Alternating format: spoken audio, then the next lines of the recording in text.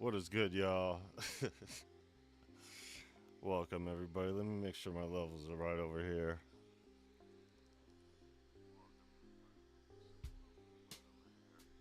And they aren't. Let me give myself a boost.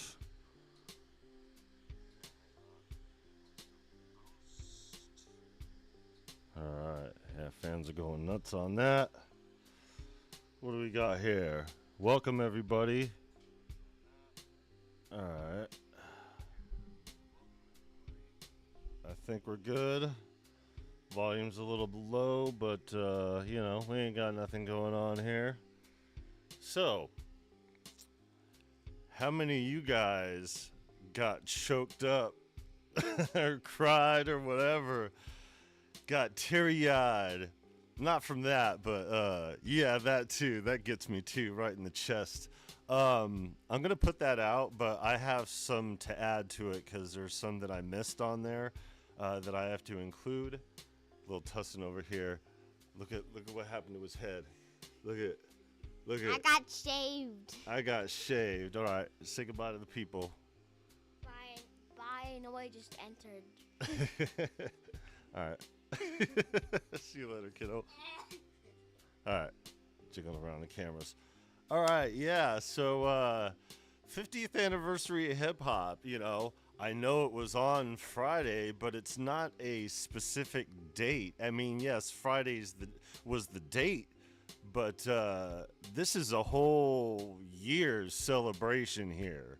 So, yeah, I spent all day yesterday working on that little bit there. I had to find my beats from Genetic Mutation and remaster them a little bit so I could put them out as beats because I only have them as songs and I didn't want to muck it up with my vocals on it, and yeah. There's still some things to add. There's some things that I put in there but got overshadowed by others.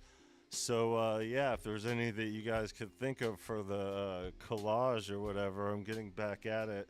I know that I missed specifically MJG and 8 Ball, Aesop Rock, a few others. I think like Coolio, I keep thinking about it. There's never a way to get all of them. It's like impossible to get everybody because it's just such a big genre and all inclusive. And it's just 50 years. God, man. 50 years. And people are out here talking about the sound, and the culture. And the hip-hop's dying and all this stuff. And, this is the thing about it. And I've mentioned this before. If hip-hop is dying on the 50th anniversary, Gen X invented hip-hop. Gen X is in charge of just about everything right now. Gen X is the generation that is in charge. If you look at every industry, is a Gen Xer at the top of that food chain. Maybe a couple stragglers left behind, but for the most part, Gen X is in charge. So if we lose our music on the 50th anniversary of hip hop, it's our fault. So to that, let's go to announcement number 1 here. Number 1. Discord is open. It's pinned to the chat. It's open just for 24 hours, just for this occasion. Reaching 1,000 subscribers happened on Friday, the 50th anniversary of hip hop here. Thank you. I'll be sure. Davey the Hug Monster. Ram, Tyrone Sellers, Sauce Money Beats, Trader to the Living. Welcome, guys. Thank you all. I really appreciate everybody and your guys' as well as everybody else's warm welcoming on here. It's kind of weird that this is happening right at the point of this contentiousness with YouTube. That being said, YouTube's going to have to get their shit together because I'm starting to reconsider. I'll keep it up for the sake of it, for the monetization and everything like that. Just because they're going to feed you guys the ads anyway, and I might as well get something for the channel so we could do other things, But it doesn't, as far as advancing to the next level, it doesn't yes, there's over 400 videos, so like, it's quite the bit to go through. But like, just the annoyance, if I had a way to get them to stop advertising to you guys just by not doing the ads, I would not do the ads and just pivot towards the website, which is what I'm kind of considering here with everything. But we'll see how this goes. I'm new in this space. We're 2 years and we didn't hit it on our 2-year anniversary, but God, that 50th anniversary hip hop, Jeez.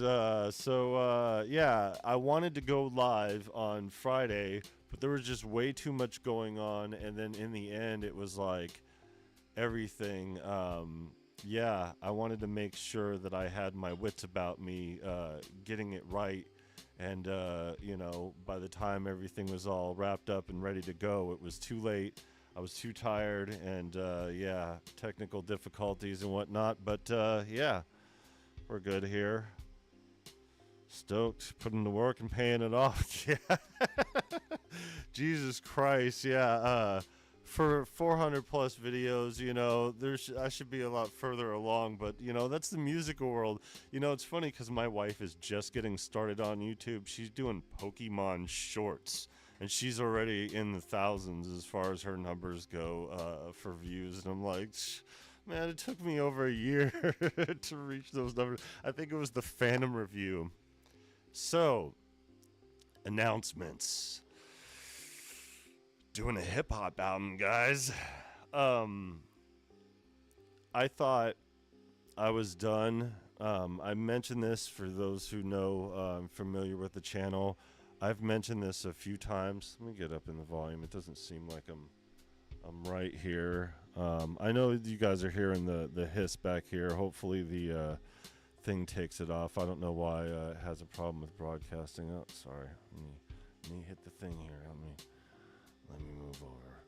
Sorry, I'm bounce around a little bit. All right. This whole year is going to be centered primarily on the hip hop genre. Hip hop is where I got my start. I knew at 8 years old that I'd be doing hip hop music. As soon as I heard that LL Cool J, that Bigger and Deffer, as soon as I heard that, I knew that was it for me, and it was. And I wrote my first rap when I was 13 years old. Just before that, I was just doing the thing on the porch and everything, but being involved in a community of other MCs, it was good to get my bars off, especially being a troubled teen in high school with other troubled teens. It was just one big rap fest. So it was just a chance for me to get my bars off, and then the 90s battle rap circuit. So a couple things here, and I pulled these out before. But for the spirit of hip-hop, I still have some, not all. There's a lot that are out there circulating or whatever. But I still have some of my mixtapes over here. So these were recorded like this one. 2 turntables and a microphone. Yeah, most of them were just 2 turntables and a microphone. I got some that are like me over PlayStation beats and... stuff like that. Most of my mixtapes circulated. I had this rule with my mixtapes. Stupid rule, but I was a kid. Kind of with my name being Virus, I kind of wanted the obscure to make it hard to find and all that other stuff. I was like, I want people to seek me out and be in an exclusive brand to my detriment, for sure. So with my mixtapes, I was always like, just throw them out there. Don't keep any of them. So I didn't keep any of them until I was like 18 years old. So all my mixtapes from when I was like 15, 16 years old and on are just out there places where people may or may not have them circulating in their old collections. So if you have any of my mixtapes out there, guys, get at me because I would like to repurpose them for this album. We're going to be going through the tools the production tools that are used in hip hop. We're gonna go through some of this UVI stuff. Has the Scratch plugin, and then has a bunch of hip hop tools as far as that goes. We got the digital converters that are the plugin by the same company that makes the SP1200 plugin. And, with the MPC 3000, of course, I said we weren't going to do any comparisons, but the comparison's going to be for the sake of the plugin to see how it stacks up as far as sound goes. It's not going to make a difference because the way that you could dial in the MPC is just so, it's just so much more. Yes, there are those controls with the converter, and the converter plugin's not. I think it may be the same as the 3000, but it's the 900 or the 950 or whatever. So yeah, for sure. So hip hop album. I'm pretty rusty with my freestyle. The good thing is you never lose it. So I'm okay with it, but I'm not good with it. I should say I'm not nice with it. I'm good, people could, I could pick it up without skipping a beat, and go through, but it on a basic level, I used to play that game at house parties and stuff, where you pick the item, and you rap about the item or whatever, and that was a real fun time. Yeah, pun intended. Fun family know all about that. So, I thought that it was going to be it for the hip hop, other than just doing maybe scratch vocals and doing regular songs or whatever. But, this anniversary came up, and I started working on music that was more in the rap focus, and thanks to being on YouTube here, Broccoli Gang, if it weren't for doing my first drill song, or rapping over a drill beat, and it's hard. I just waiting for that verse. I'm gonna hit him up about that. It's been a few months here. Gonna get going, and gonna get in shape. I've been getting in, physical shape to get myself ready for more of a performance-based mechanism here. And now doing this hip-hop album, got to get it correct. We're going to be doing all the production for the hip-hop album here on the channel. So I guess that's the biggest announcement here. So just like with the Fun album and all the other stuff, we're going to keep going with those. But the hip-hop, the thing about hip-hop is this. Once you're used to doing it, for one, it's heavily based on improvisation. So even if you have your bars down, you might decide while you're in the booth or something like that to change them up. There's something to be said about the rawness of doing certain vocals in a certain way. So that brings me to another point, and I'll get back to this one.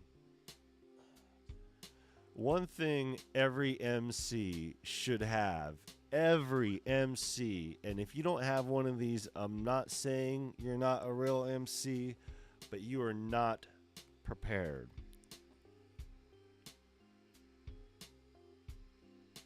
SM58, a Shure SM58. Every MC needs a Shure SM58. Those of you who have toured might recognize the name, but there's a guy in the touring business. He's kind of a swinging dick, you know. His name's Big G. Shout out to the homie if you're still out there doing your thing. He was setting our mics up for this tour one time, and I think it was man, I forgot who was headlining the tour.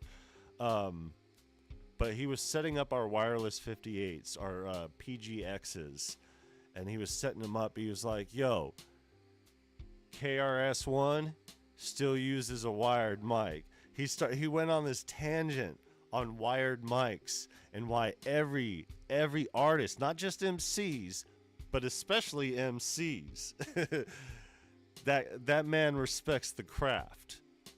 He said there's a reason for it because, you know, when you have a wireless situation, sometimes there's dropouts, there's battery situations, all that other stuff. But the same with the MPC 3000 and, you know, vintage equipment and stuff like that. There's something to be said about the connectivity, the connection, the feeling you get when you have this wire going through it, you know. And I don't have my cable hooked up, so it's like, still though, every MC needs one of these. You know, they're only about $100. You know, you get a cable combination or whatever, but you should always have one of these. And you could tell this one hasn't seen much work because I actually used it in the studio a few times. And that's another thing too. If you are trying to get a raw, like, hip-hop sound, a lot of times back in the day when it came to making mixtapes especially, artists would have nothing else but to record on these microphones, and these microphones are durable and they're great. You know, shout out to Shure, not that I'm sponsored by them or sponsoring them, but there's certain companies out here, I've said before, you know, Shure will be hard pressed to ever lose my love for anything, and you know, I don't see them ever falling by the wayside to ever lose their ish. So yeah. Anyways, back to the hippity hop. You know, I've been evolving as a musician. I've been evolving as an artist, and my last album, Genetic Mutation, and all those beats that you heard that went along with that, all those are from Genetic Mutation. The first one, that's like a vintage throwback or whatever, that's song 10, I think. It's What Music Can Do. And the second one is Mic Check. It's like the fourth song on there. And then the other one is Any Moment. Mic Check and Any Moment are on the Virus Music YouTube page. But yeah, you know, that album, even though there's hip hop in it, obviously, you know, you could tell by that boom bap that, you know, I get down on the bars there, but only on a few tracks there. You know, I got that Tom Waits, you know, a couple singing. You know, I've been learning the singing and everything like that. You know, so there's these things that, you know, I've been learning and developing over the years.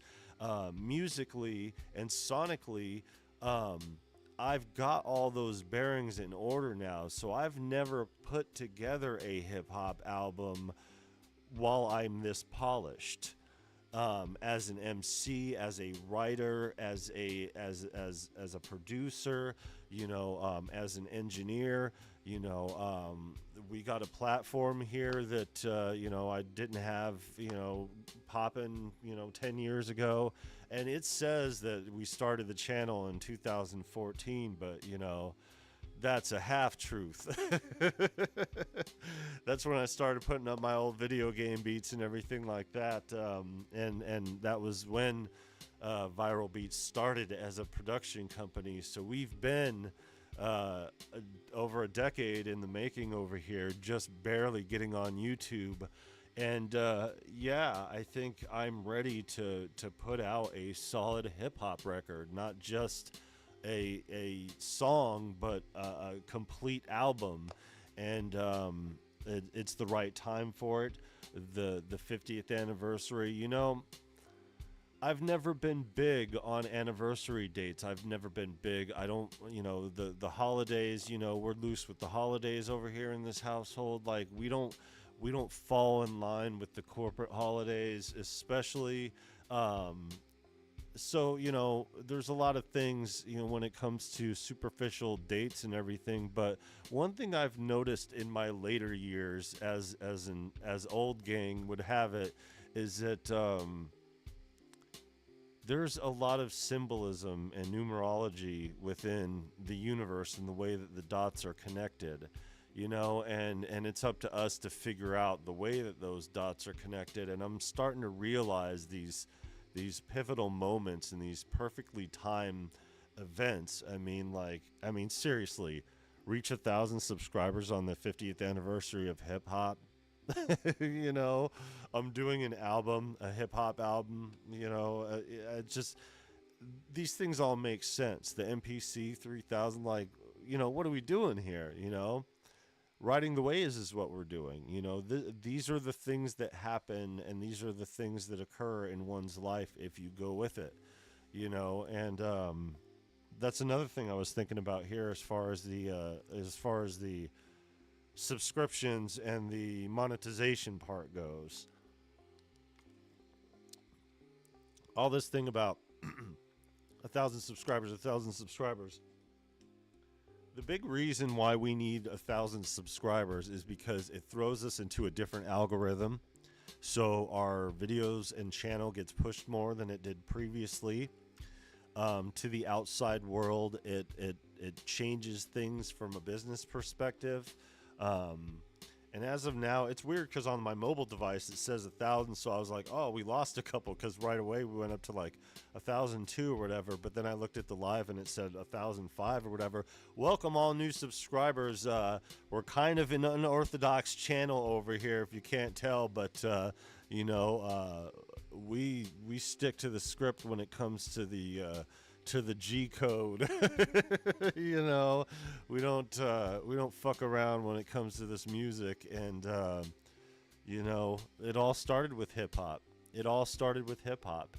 As a young lad, I have a picture. I'll pull it up here actually, of when I was. It was let's see. It was the time that I knew I was going to be doing hip hop. It's amazing. Let me see if I could pull it up without any kind of problem here on it. But yeah, it's been a long time. 8 years old and 41. I'm the last of Gen X. And the first of millennial, and of course, I'm on the Gen X side because, everybody I grew up with, and that's the thing, you grow up with older cats, especially in the world of hip hop, and already off the bat before that, being an old soul, it's just kind of how things go. Come on. It's loading them up. I think I have them. I got the ones of my child. I'm trying to find the picture because it's I was real young. It was right after I found out that I was going to be doing music for a living and doing hip hop. And I was so excited. I used to carry my little radio around everywhere, and it was after my boombox. I had a boombox that I used to carry around everywhere, but the boombox was no more, and I got a small little radio for my birthday, and I was just so happy with that little radio that I could just walk around and do whatever. Oh, okay, here we go. Any pics? Ah. Oh, shit. Ugh. This has early 90s written all over it, folks. Alright, here we go. Y'all ready for this? Dun-na-na-dun-dun-dun-dun-dun-dun. Skateboarding is not a crime, man. There it is. There's the radio over there. There's my little radio. I used to record new New Jack Swing and, Mama Said Knock You Out, Belle Biv DeVoe, all the stuff that was playing on the radio then. And, yeah. That was right after discovering what my life's purpose was. And I had that little radio. And boy, let me tell you, I went from that to Raiders jackets and Dr. Dre. I still wore those 90s type clothes when that transition happened during that fall. Crisscross was out, I think, that summer. Paperboy and Sir Mix-a-Lot were on the radio with In Too Deep's Back to the Hotel. Man, music was styling there. And it was crazy because they used to play the radio on the school bus. And we went from this kind of neutral type neighborhood to the hood. And it was crazy because people would look at me because I would wear these goofy ass 90 clothes in the hood when, the outfits were changing over. And on the bus, they'd have the radio going. Paperboy's all fast rapping. In Too Deep's all fast rapping.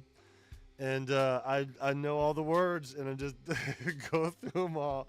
People on the bus would look at me and shit, and I'd just be this seemingly nerdy looking white kid, and yeah.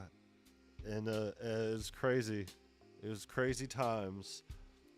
And that was when, that was the year I discovered DJ Quick. And a lot of different elements of West Coast hip hop that I had not known about before moving into the hood. I just knew about what was on Yo MTV Raps and what was on TV is the popular stuff. What my friend had, because the neighborhood we lived in was neutrally diverse. So it wasn't a white neighborhood.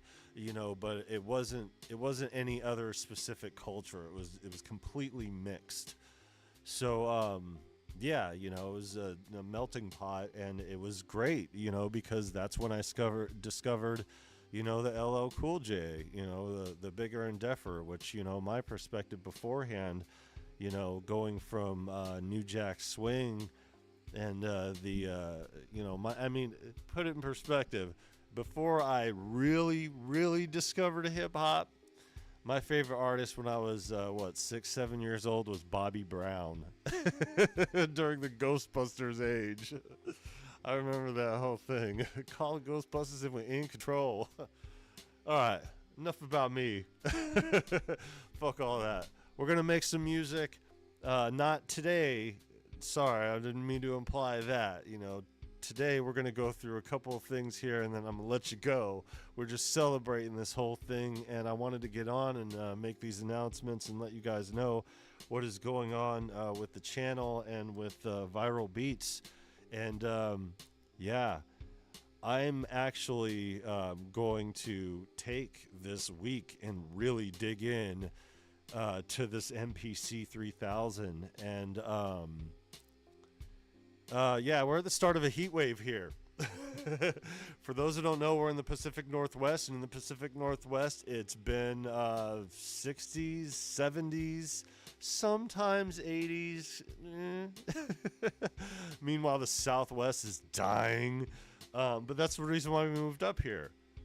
That said, it's going to be 108 tomorrow.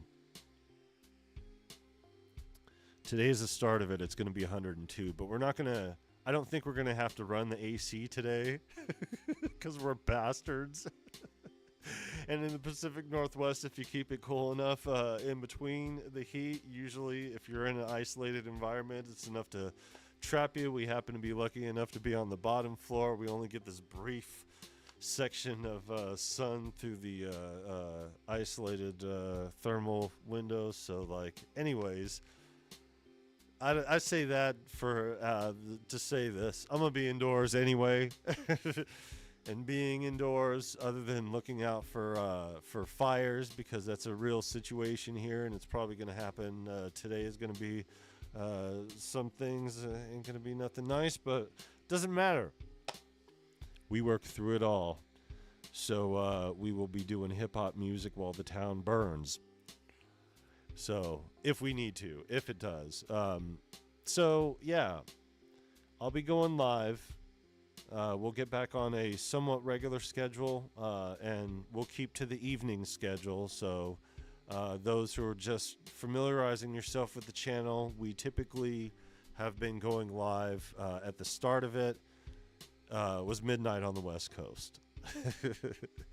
And we shuffled around with the schedule a little bit because of the workflow or the workload and everything. But now that we're kind of at the end of the instrumental albums and into the album creation process and getting ready to enter into the actual recording studio, yeah, what we're going to be doing here during the lives is producing. Maybe if I take this off, these fans will stop going. I don't know. Whatever. You guys don't care. It'll drown out the kids in the background. So I got neighbors over here, more on the edge looking in. Never really into the hip hop scene. Well, you're in for a real treat, my friend, because that's another thing here, what we're going to do. It's not just about me. It's not just about viral beats. It's not just about my connection or our connection to hip hop. It's about the history, the true historical sense. That's why it took me so long to put together that little collage at the beginning of the intro. And I still missed a lot. And it took me all day yesterday, all day, because I got to go through, I got to screen record everything, take out the little bits that make sure they don't have anybody's logos or stomp on any copyrights or whatever, and make sure that they do have the logos of the people that I do use something specific to what they're using. And yeah, it's quite the undertaking to go through and snip it line by line by line. It's like editing a music video. You just do piece by piece by piece by piece by piece, but trying to give an honest representation and an accurate one of hip hop, I have to include everybody. And one thing that you know, I didn't realize growing up, and you guys probably haven't realized either, and I knew a little bit going through the battle rap circuit, but I also know how hard it was for me, thanks to Vanilla Ice. There are a lot more white boys in hip hop than people realize. What I have collected is just up until like 2010, and even up till that point, I mean, at a mainstream level, even it's like, wow, you know, I was like, shit. Yeah, it's a lot more culturally diverse than what the mainstream would lead you to believe. And I get it. That doesn't take away from, you know, what the culture is. Let's respect the culture. Don't get it twisted here. You know, we're all guests, motherfucker. You know, but the reason why I mentioned that is just because it makes me feel better about the amount of interest in the culture, that it's not just me in my region. That's the thing about it, you know, it's just a couple per region, you know, so it's obviously, I mean, to sharp shoot some shit here into the microphone, my bad, y'all. But yeah, there's just so many things, and God, we're going to be doing freestyle sessions and all that, you know. We're going to be doing what we discussed on the other stream, the 2-year anniversary stream, and do a more wider open thing, like open the pub, as they say. Shout out to the homies over there. Yeah, and yeah, we're going to make this a community effort. And that's why, in the spirit of the hip-hop community, in the spirit of making it a community effort, I have temporarily here opened up the Discord. Now, the Discord used to be open for everybody, but after a while, I decided I wanted to make sure that I didn't get it cluttered up with a bunch of people that didn't want to be there, that were just doing it because they felt at the moment or whatever, just to kind of cut down, because I don't have anybody really monitoring it but me. There's a lot of content in there too, and there's a lot of exclusive content, and that was the thing, to put exclusive content in there, to make it worth it for the subscriptions and everything. And not only with the reconsideration of everything with what happened with Cameron, or Venus Theory, my bad. Yeah, like I said, it's discouraging, but it's not going to stop from considering the 50th anniversary of hip hop. I'm not going to suppress my efforts here because YouTube is suppressing our efforts here. They're not really. I think they suppressed my video about this whole thing, but I get it. They want to protect their brand, and I did throw in that little blurb about blah, blah, blah, blah, blah, blah, blah. And I do have a surprise about that, but, that's for our friend to see, and he could decide about that later. But yeah. As you can see, I got my Death Row shirt on. Shout out to Snoop for acquiring Death Row after all these years. We want that Hammer album. We want that Hammer Tupac album. I know you got to clear it through the estate and it'll never see the light of day, but come on, Snoop. I know. Still, we want to see it. Anyways, I'm a West Coaster, and the other hip-hop paraphernalia I have is an Adidas jacket. I'm not going to wear that when it's 102 and we ain't running our AC. Fuck that. Hey, Tyrone, how close are you to reaching your goal? I was curious about that when you popped up in the chat. I was like, oh, wait.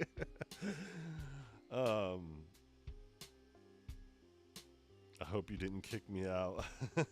Nah, man. No, I didn't kick anybody out of the Discord. Everybody who was in there already is grandfathered into it. Well, except for one person, but I'm not gonna muck up today's events by talking about the drama. Other than YouTube, just to say that YouTube's not going to suppress our efforts in hip hop. They may try to or whatever, and try as they might. Being aware, being self-aware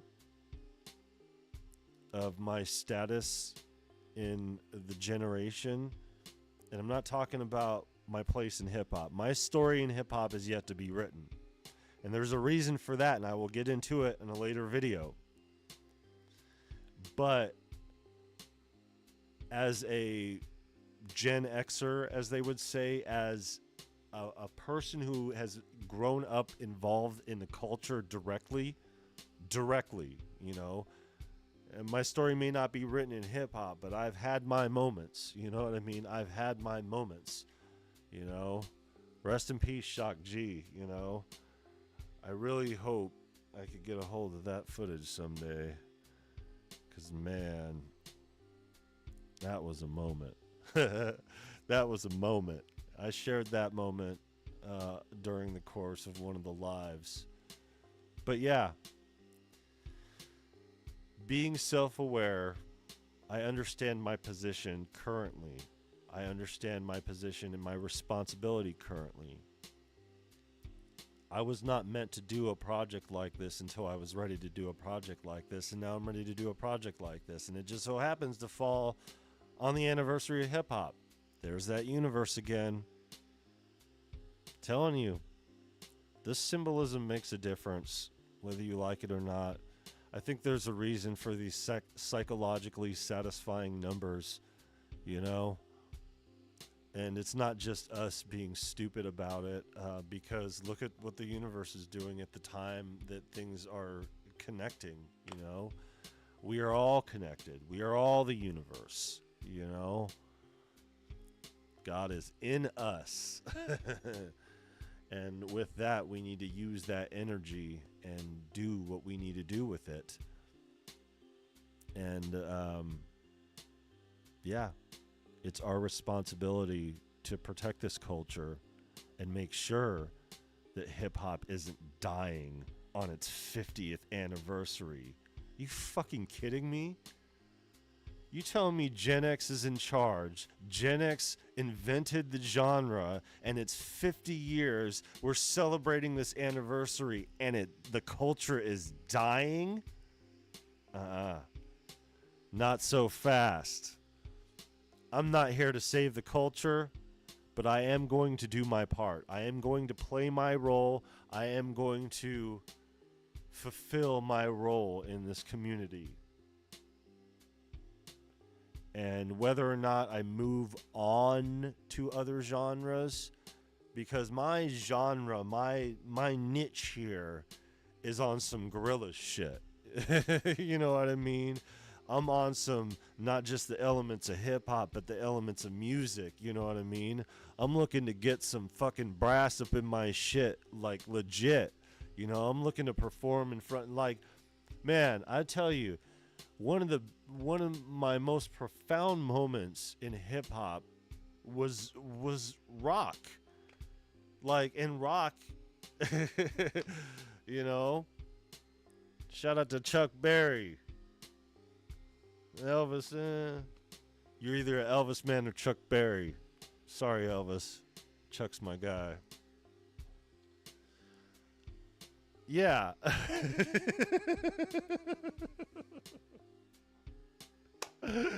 My bad, I lost my place here. Old gang. Yeah. Man. I was 15 years old. I was at a house party. And this house party had a band. The live band didn't have their singer there with them. I was 15.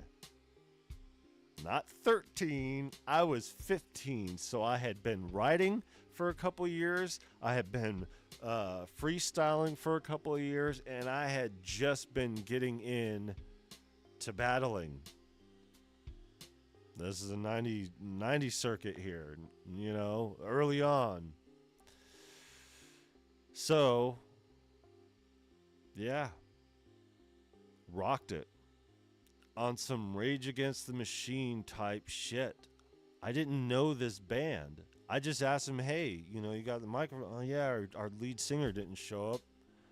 I'm like, you guys want to jam? Like, I raps, but like, I'm down with it. Man, my favorite crossover collaboration in hip-hop is Anthrax Public Enemy.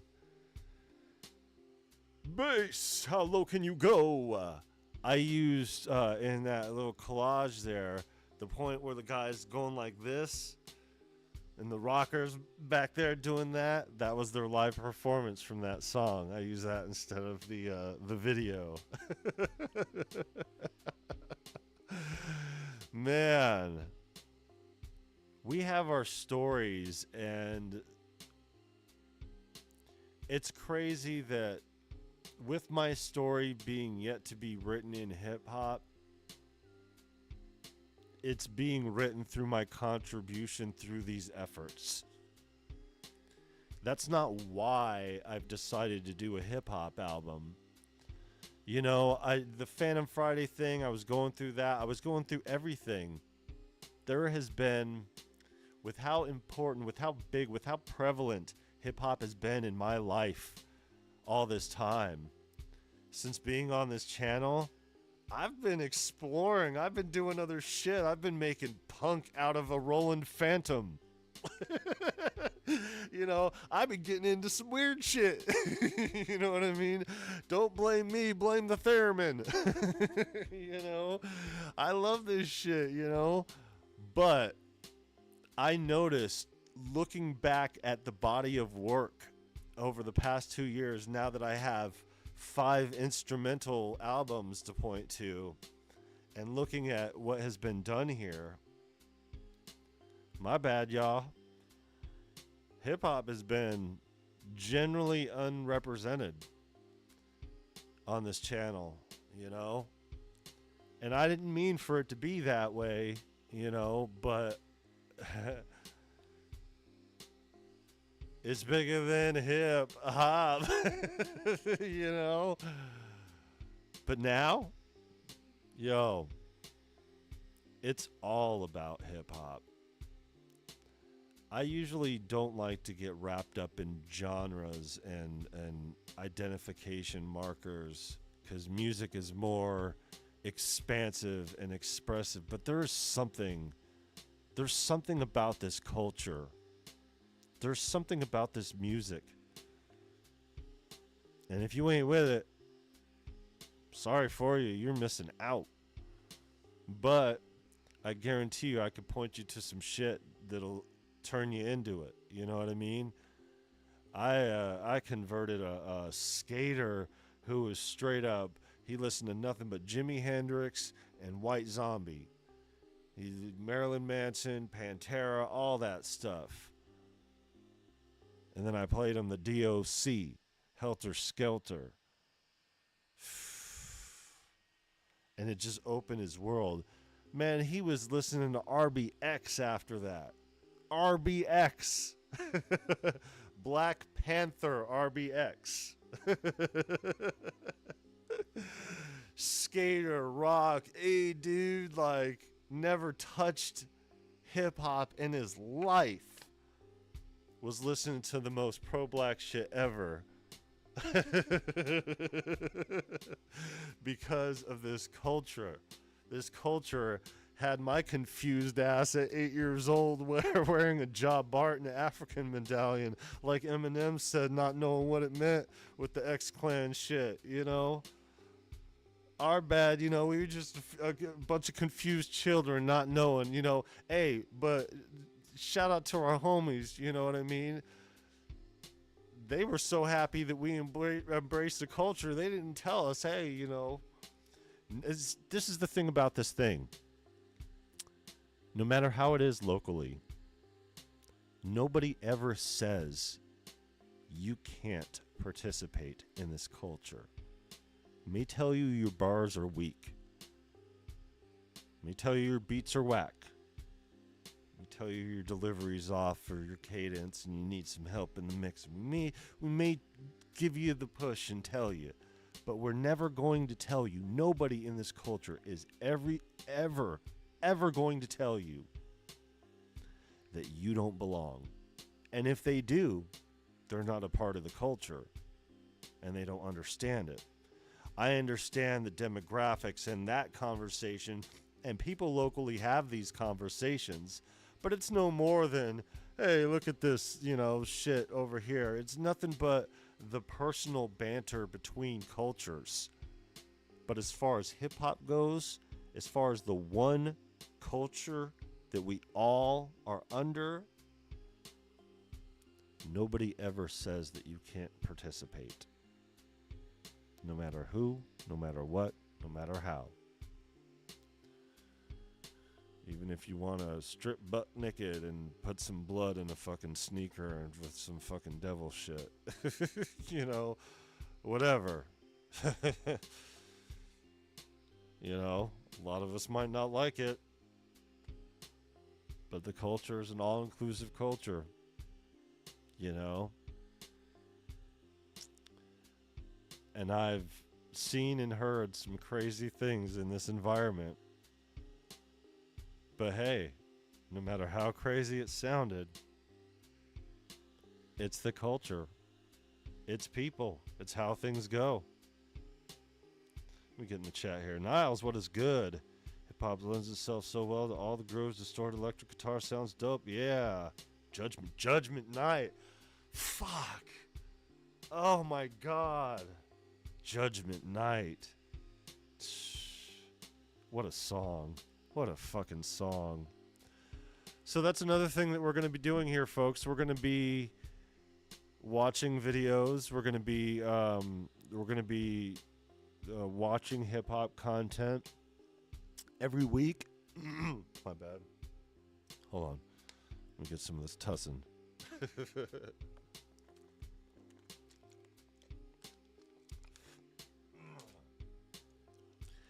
Every week we're going to be watching a hip-hop documentary.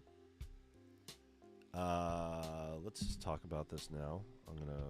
This is one of the reasons why my friend's saying this. Oh, yeah, that is not good. Let me take this off. I'm eating myself here on the stream. Maybe it'll slow down here. Okay, so you guys are going to hear the fans more because this music's about to turn off. I should put it in the thing over here. I will. Okay, so this is the Discord over here. Never mind all the BS. So, in the Discord, like I said, it's all-inclusive right now. You don't have to be a member to be in the Discord. You could join. The link is pinned just for 24 hours. So, if you don't catch it, so we have for a few months here have had this 50th anniversary. It's at the very top of the Discord, next to the rules, above the rules. It is the very first thing in the Discord here. So 50th anniversary of hip hop section, and here are all the hip hop docs in alphabetical order. So I guess we're going to go through all of them, maybe. I don't know. I guess it just depends on what we could get through. And yeah, you know, we've been posting. Let's see how far we've been going up for. Come on. We just been posting like hip hop music and stuff throughout the years over here. Let's Aesop Rock, Del the Funky Homo Sapien, mixtapes, old obscure mixtapes and everything like that. It was the first of the month, so there I posted first of the month video, you know. Discord doesn't have these restrictions as far as things go because these are like independent communities. And I posted the Ebro and a Hot 97. They've been going through their list of top MCs and all that other stuff. Tiny Desk concerts. Oh, Ali Star posted this. Chuck Schumer, I don't know if he did yet. I don't know if you guys heard about this. I thought this was BS at first, but I don't think it is. I didn't look into it any further, but it seems like something Chuck Schumer would do, just because, you know, he's from the Bronx, I think. Anyways, resolution commemorating the 50th anniversary of hip-hop designated August 11th as a hip-hop commemoration day. The Hip-Hop Recognition Month. Why don't you just make it a year? That's what we're doing here. We're making it a year. So, yeah. Stay tuned for information on that. I am definitely going to go through that because there's some things that are going on in the news that I'll touch down to later. And see, I can't believe that I didn't put this in my collage, or I didn't forget. Just so much.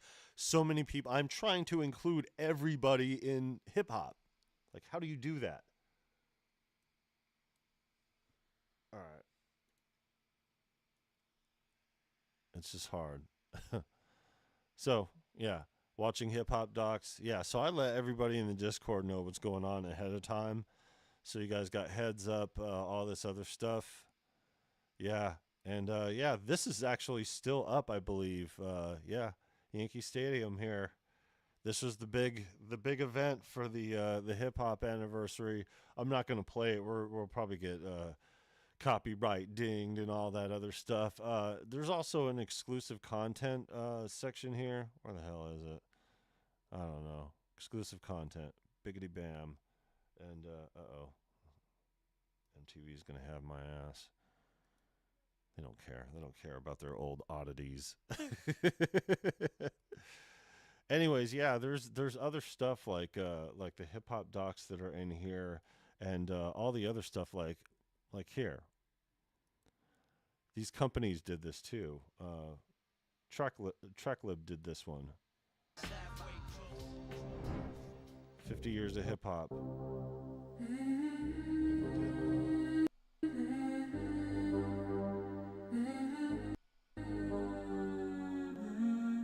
Pitch down.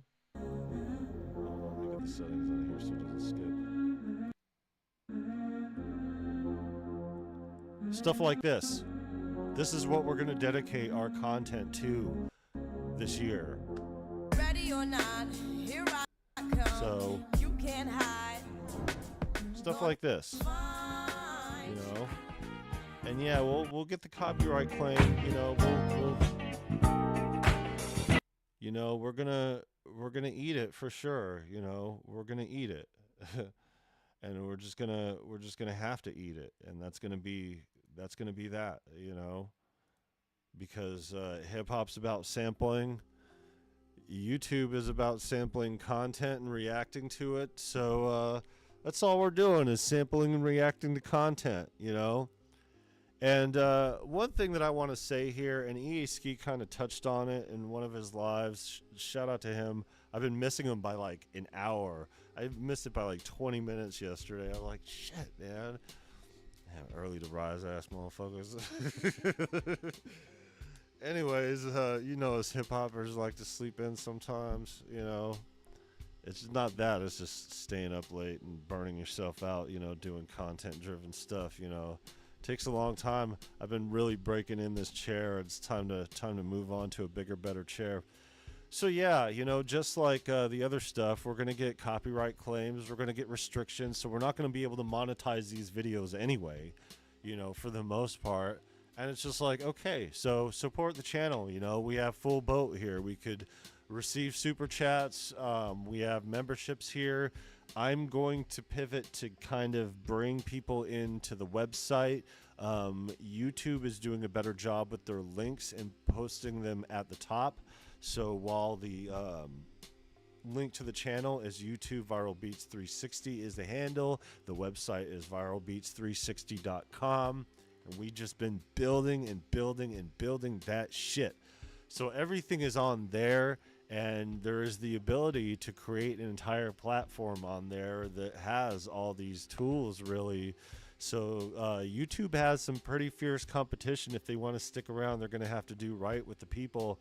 That said, if YouTube kicks us off, because we've been kicked off before during live stream, because I wanted to just make it a point to watch battle rap.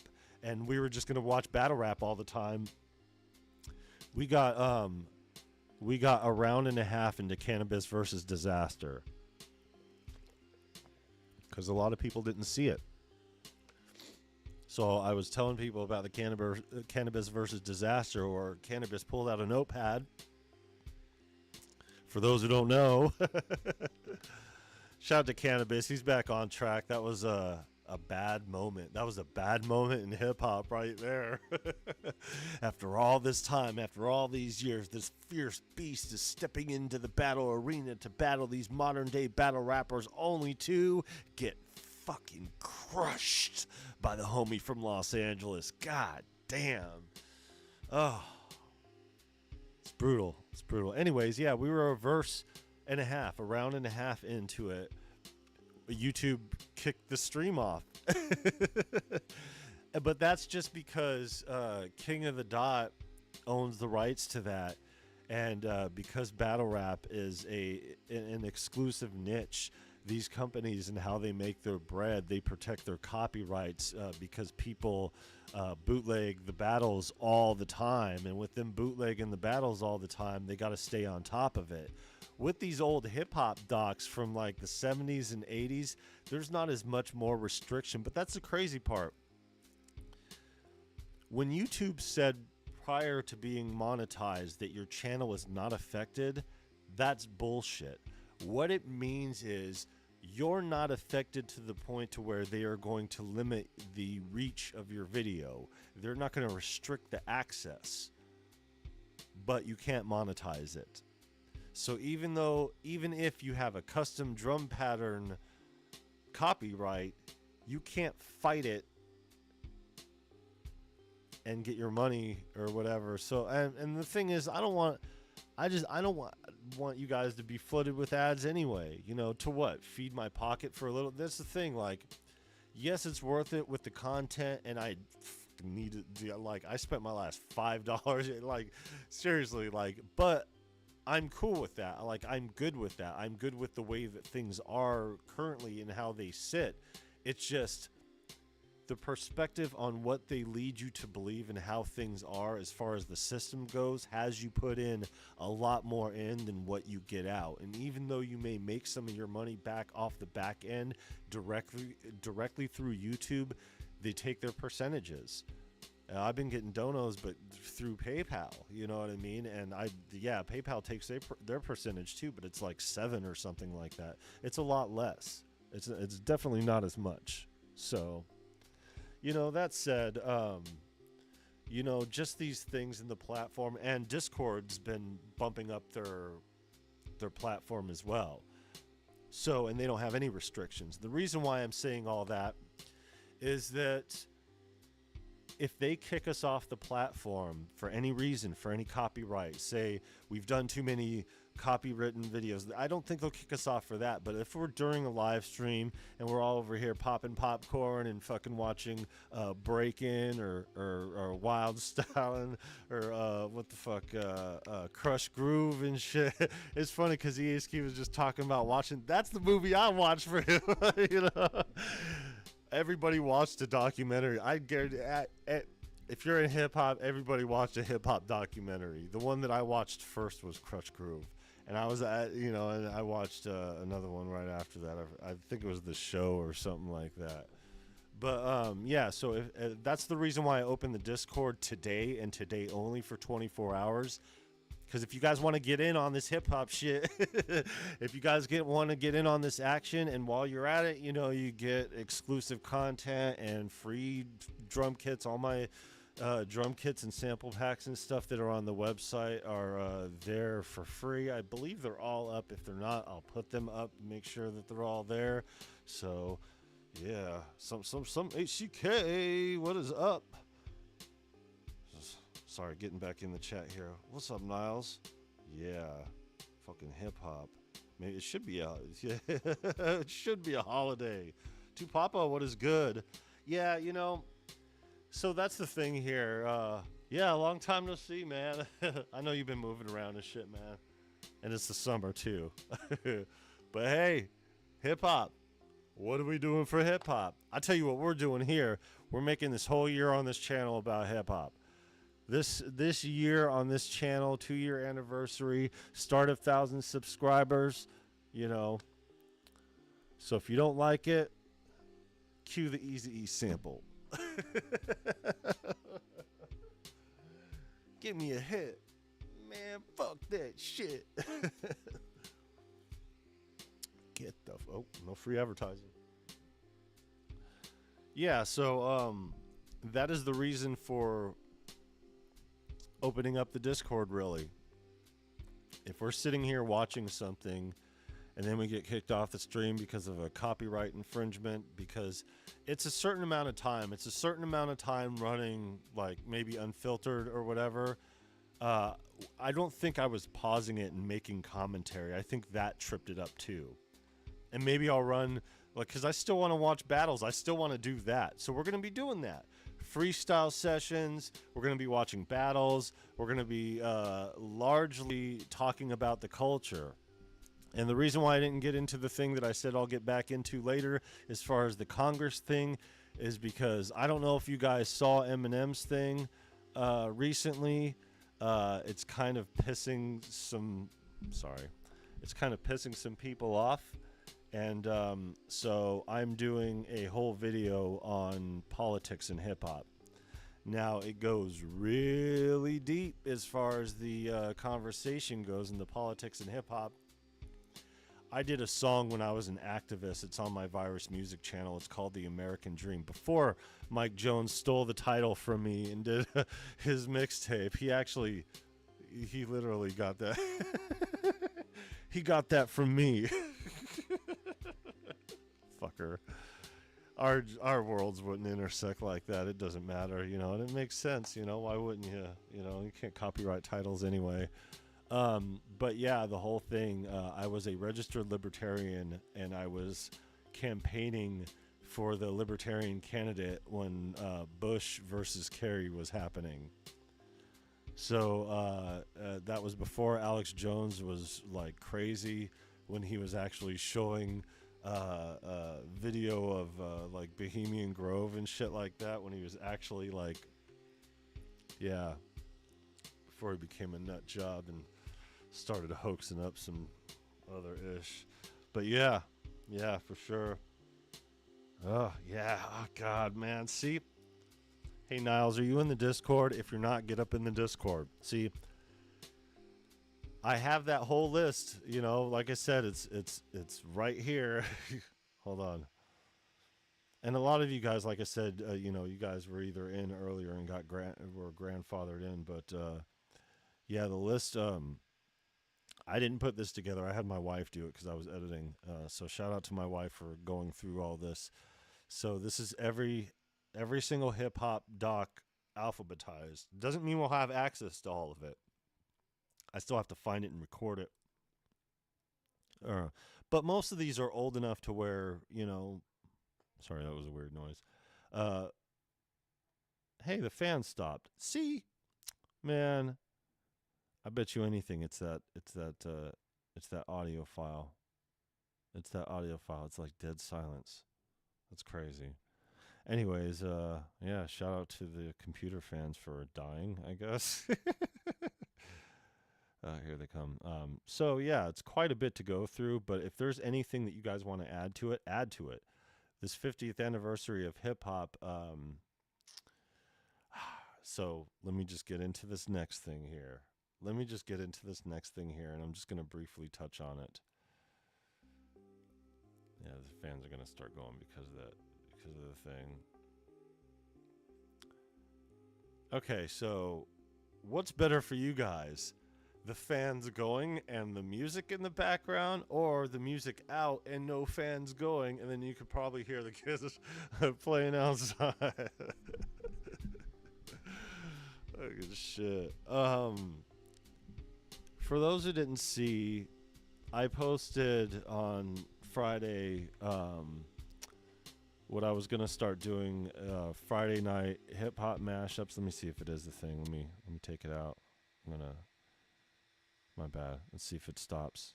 Is it gonna stop? Nope. Not unless I disable it. If I disable it, like this. Let's see if it does it. I'm seeing if it calms down. Now it's warming up. My bad, y'all. Just gotta deal with it for a second here. Nah. If anything, it's taking more effort to try to suppress it. My bad. That bothers me a lot more than it does you guys, trust me. Anyways, yeah. Skyver, what is good? Gonna scream the other day, then I got high. Facts. That's somebody else. Thanks for reminding me. I also need to include the homie in that collage too. Anyways, that wasn't it though. It's not fact. It's kind of a half truth here. It was just reaching what we did, and I wanted to prepare the intro right, and doing it just became a bigger project than what I thought, because I thought I was just going to be able to throw my mix in there, and throwing my mix in there would have been fine, but I didn't want to make it about me, so I didn't want my bars to be playing while you guys are looking at this like accurate visual historical representation of hip hop. You know, so what I'm going to do is I'm going to add everything and put it out as a video. It's only 6 minutes, but yeah, I got some space that runs on, and not really much as far as duplicates. I did duplicate some because some of these forefathers and founding fathers are still, you know, making it. And that's the thing with music itself, not just hip hop, but with music itself. If you really make this music, my bad, calm down. If you really make this music and you're really about this craft, you make it to the bitter end, no matter what. It doesn't matter. Shit. A lot of my last album, Genetic Mutation, where all those beats came from, a lot of that was made in, I wrote in a homeless shelter, and a lot of that I recorded in hotels. You know, it's just crazy times. But yeah, you know, I don't know how many dings we're going to get, or how much stuff we're going to get kicked out for as far as our activities go. But if we do get kicked out, we will just pivot to the Discord.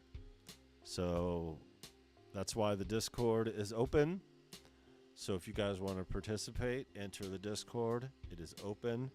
And we will, in the future, also run our live streaming through the Discord, because after doing the test for the 2-year anniversary of this channel, yeah, it worked out pretty well. Just as long as everybody's got their settings set and everything's good with that. Octowator, what is good? Yeah, I appreciate the love, guys. I really do. I really do. Like, crazy appreciate it. I crazy appreciate this shit. Because, like, this is the thing about it. I grew up in hip-hop, so I did things the hard way. You save up for studio time. You know, if you don't know how to make beats, you find somebody who knows how to make beats, and then you pay them for their time. You take those beats and you go to the studio and you pay them for their time. You find a graphic design artist and you pay them for their time. You get your distributor set up as far as things go. CD Baby ran the gamut before, and there was Disc Factory, disc makers, all that shit.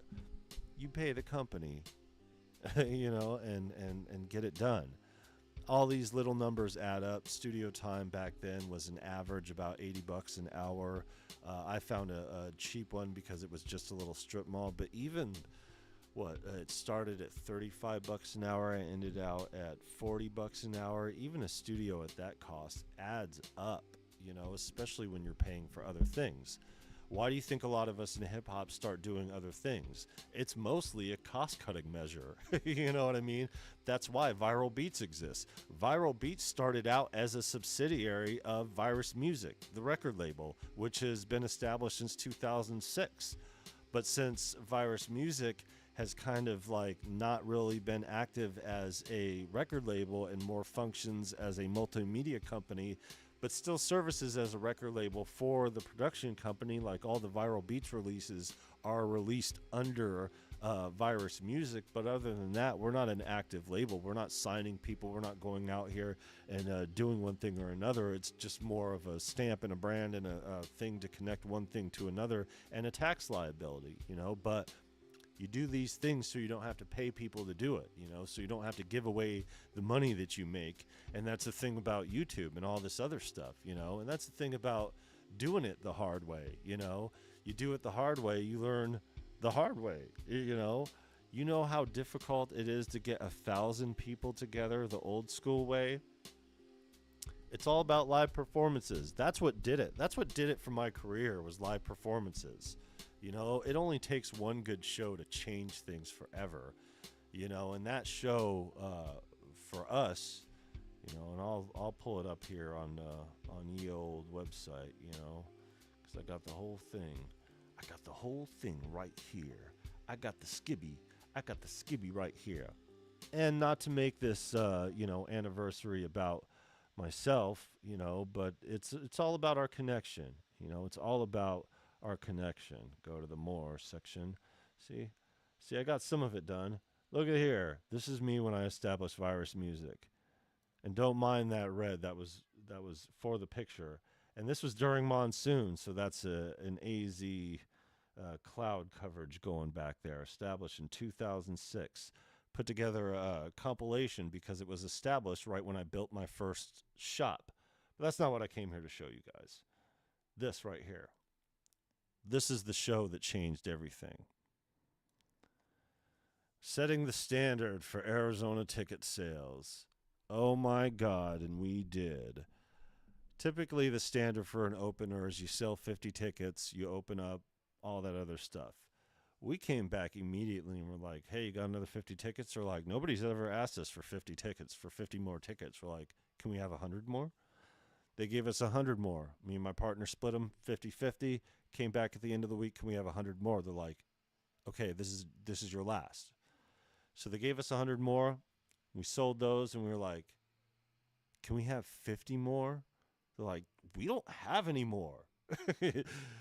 And Tech Nine during that time was pulling in 400 to 600 people. And this was a full boat. So we're talking 1,500 people here.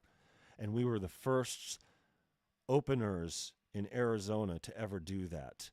So needless to say, old Intrinsic and Virus over here, before I had my tattoo, let me pull up the big picture right here. There it is. Before I had my tattoo over here on my mic arm, smoking a cigar on my friend's Benz. So, yeah, you know, these connections to hip hop, you know. Then my second shop, and there we go. Yeah, check out the website if you haven't, because yeah, that's the thing here. What do I have over here? It's old pictures. I got old enough pictures here because I got old enough pictures. No, I don't want M Graphics. Sorry guys. Yeah, the graphic design company was started out of necessity for the same thing.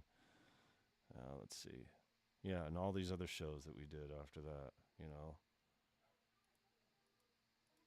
Tech Nine, Twisted, ICP, The Tour, Wu-Tang, Ill Bill, Blaze, Andre Nicotina, Gathering of the Juggalos, you know, just, yeah. Anyways, yeah. Not to get on my shit, but there I go. My bad on the... Oh, look at that. You guys don't even have that. You guys just have the kit up. Okay. That's weird. Alright. Let's see. My bad, y'all. Alright. So, there you go. All right, selling CDs in the trunk of your car was a wild time to be alive. Used to sell mixtapes. Yeah, now yeah. See, that's the thing. That's the thing. You know, us and Generation X, we all did it the hard way. Not to talk to you young whippersnappers out here, but us old gang back in the day, we had to do it the hard way. We couldn't just hop on social media that we've already grown to be a part of because we are already a part of social media from the jump. You know what I mean? Like, that's the crazy part about it. You know what I mean? Most people get their start in music in this generation already have a platform. They already have a bunch of subscribers. They already have an audience. But, you know, especially looking at my wife's channel and my kid who are just punking my numbers, I'm just like, I don't care. I got people. I got solid people up in here. I got solid people up in here that are true to the music, that are doing things. You know what I mean?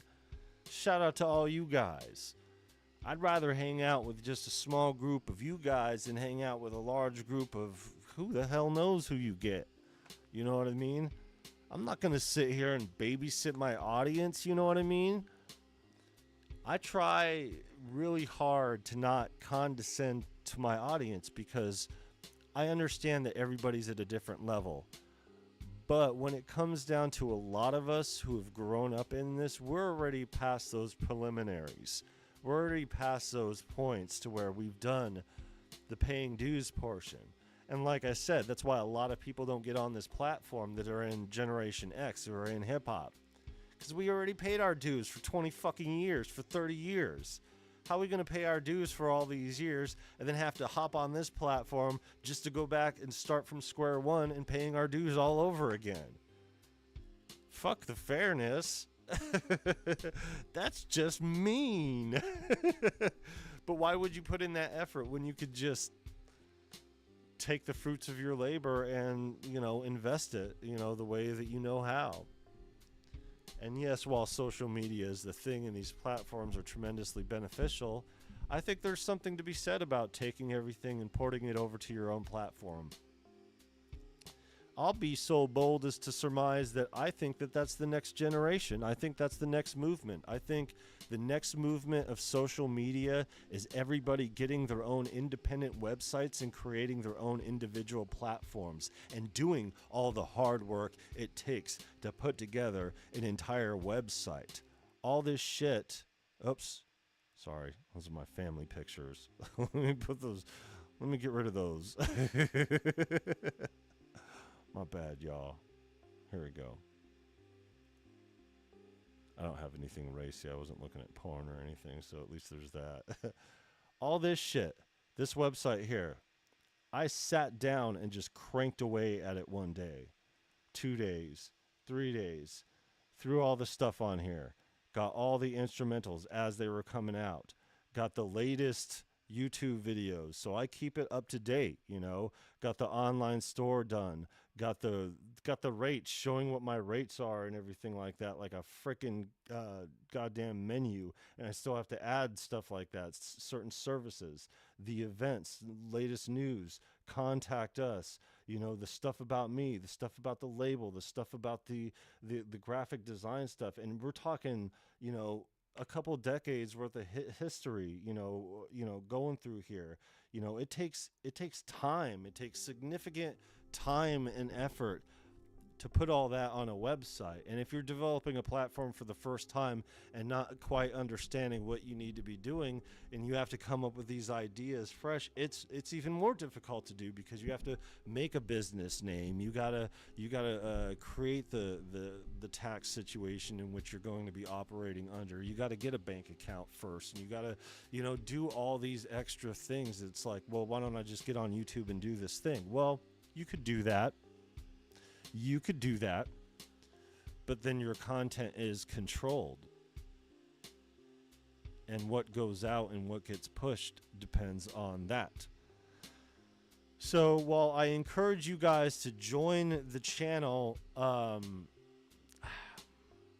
you guys will get exclusive and all that, but we're opening up the exclusive just for the 24 hours. So if you're not in the Discord, hop in the Discord, become part of the conversation about hip-hop and the anniversary and where we're going to go, and, you know, get you some free shit while you're at it to build some tools and, you know, talk about stuff. As far as things go, this is the most talking we're going to do. Every once in a while, I'll do a live stream talking about this. And yes, I've been strapping the GoPro in and, you know, upgrading the content because the dude abides. You know, it's how it goes. You know, you got to have a certain level of getting things done here. Let me get in the chat real quick. Times change. Yeah, they definitely do. That's how the internet started. Everybody agreed, all too lazy to travel individually. Yeah. But there's also something to be said to be able to to connect to the entire world just on the strength. You know what I mean?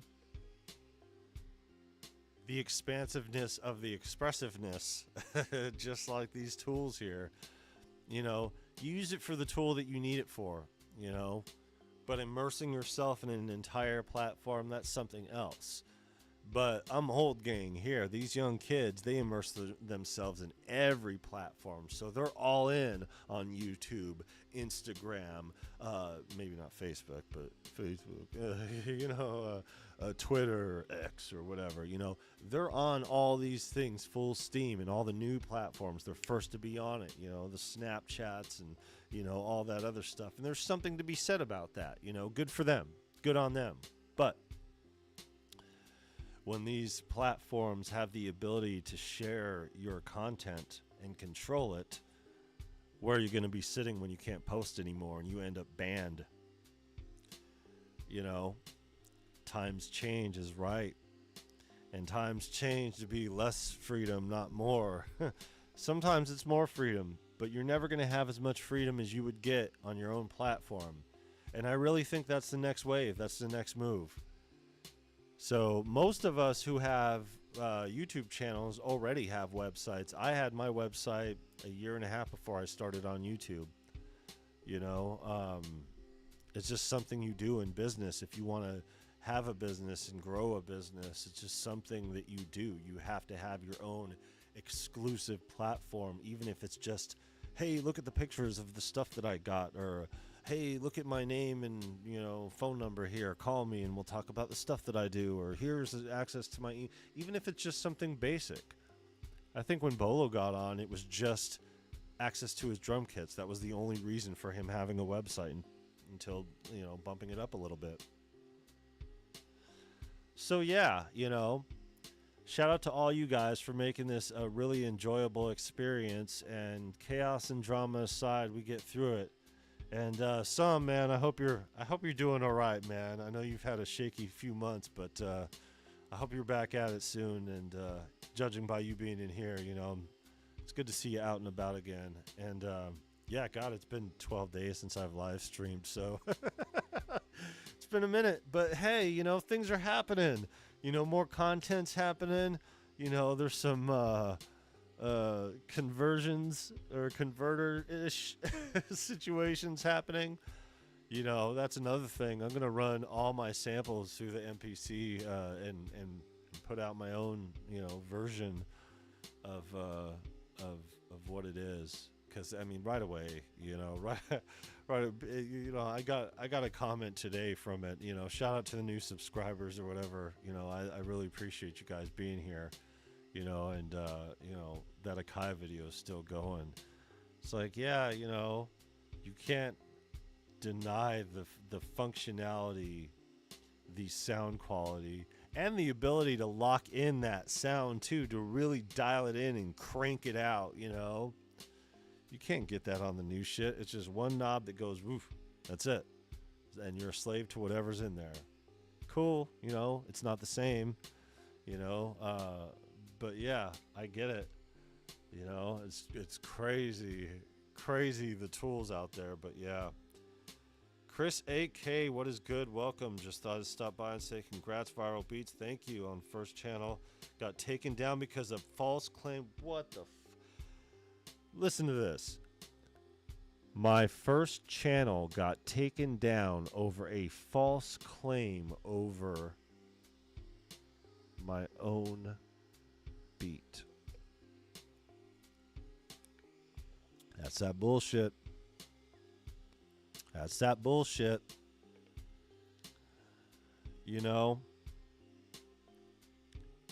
It's discouraging when you got people that are in the tens and 20s and hundreds of thousands and they're getting fucked with. It really is. But those of us in music who make our money or make our, our situation is music, and that's what it all comes down to. And that's kind of where I'm getting at with this. Perfect segue here too, Chris. Thank you. Yeah. Yeah, keep growing that. Keep growing that, My bad. I mean, be all shit mouth over here. Yeah. The fear of being taken down is real. The reality of being taken down is a fact that you cannot escape from. And I think we get wrapped into making content for the obvious reasons, because we're trying to build a platform. We're trying to make our platform pop and do what we need to do, myself included. You know how difficult it is for me not to whore myself out right now, considering what my bills look like and what they've looked like. You know what I mean? But I've realized that I don't want to make this my platform. I do want to keep it my communication tool, and I want to stay on here and use the tool to communicate with you guys and keep building. Sure. But my heart isn't in video production. I may be okay with it. I do all my own editing. I do all my own graphics. You guys can see I'm getting better at both, But I'm a one-man show here, And administratively, when you look at everything, if you take the amount of work that I've done, what I have to show for it doesn't add up. And it's just like Curtis King's stream, that whole conversation. They have you take everything that you have and put it into the platform with the hopes that you may have this viral moment, which I never even do my content like that, because our little niche, we don't have it like that. I was lucky for the Waves things to pop the way that it did, and the Akai thing just came at the perfect time, and that video is still going, and it's my second biggest video now. It's a shame it turned into what it turned into, but that's the reason why it's become so popular. But nothing's going to take away from the intent of the video, which was to come together and bring people together and have this real conversation in hip-hop about the tools that we use. And, you know, now having an MPC 3000 in front of me, I see even more how ridiculous this conversation is. I can't believe that there's people even arguing it still. I understood before because I have friends. I have a lot of friends, and I understand. I get it. And I've had these conversations from an outsider's perspective. And yeah, I don't have the experience with all the others and stuff like that, but I do have the experience that I do, and it's enough to have firsthand experience to tell right away within just a few minutes, with just a few short minutes from the time of bringing audio in to that MPC 3000 and moving the dials and just hearing, I'm like, really? This is even an argument? You know? It's no secret that they're making cheaper and cheaper tools, and that maybe that has some of the reason to do with why the culture is dying. I don't mean to say the culture. I mean to say this shit here. Hip-hop culture is not dying. It's the corporate culture that is dying. And I think that's what's happening.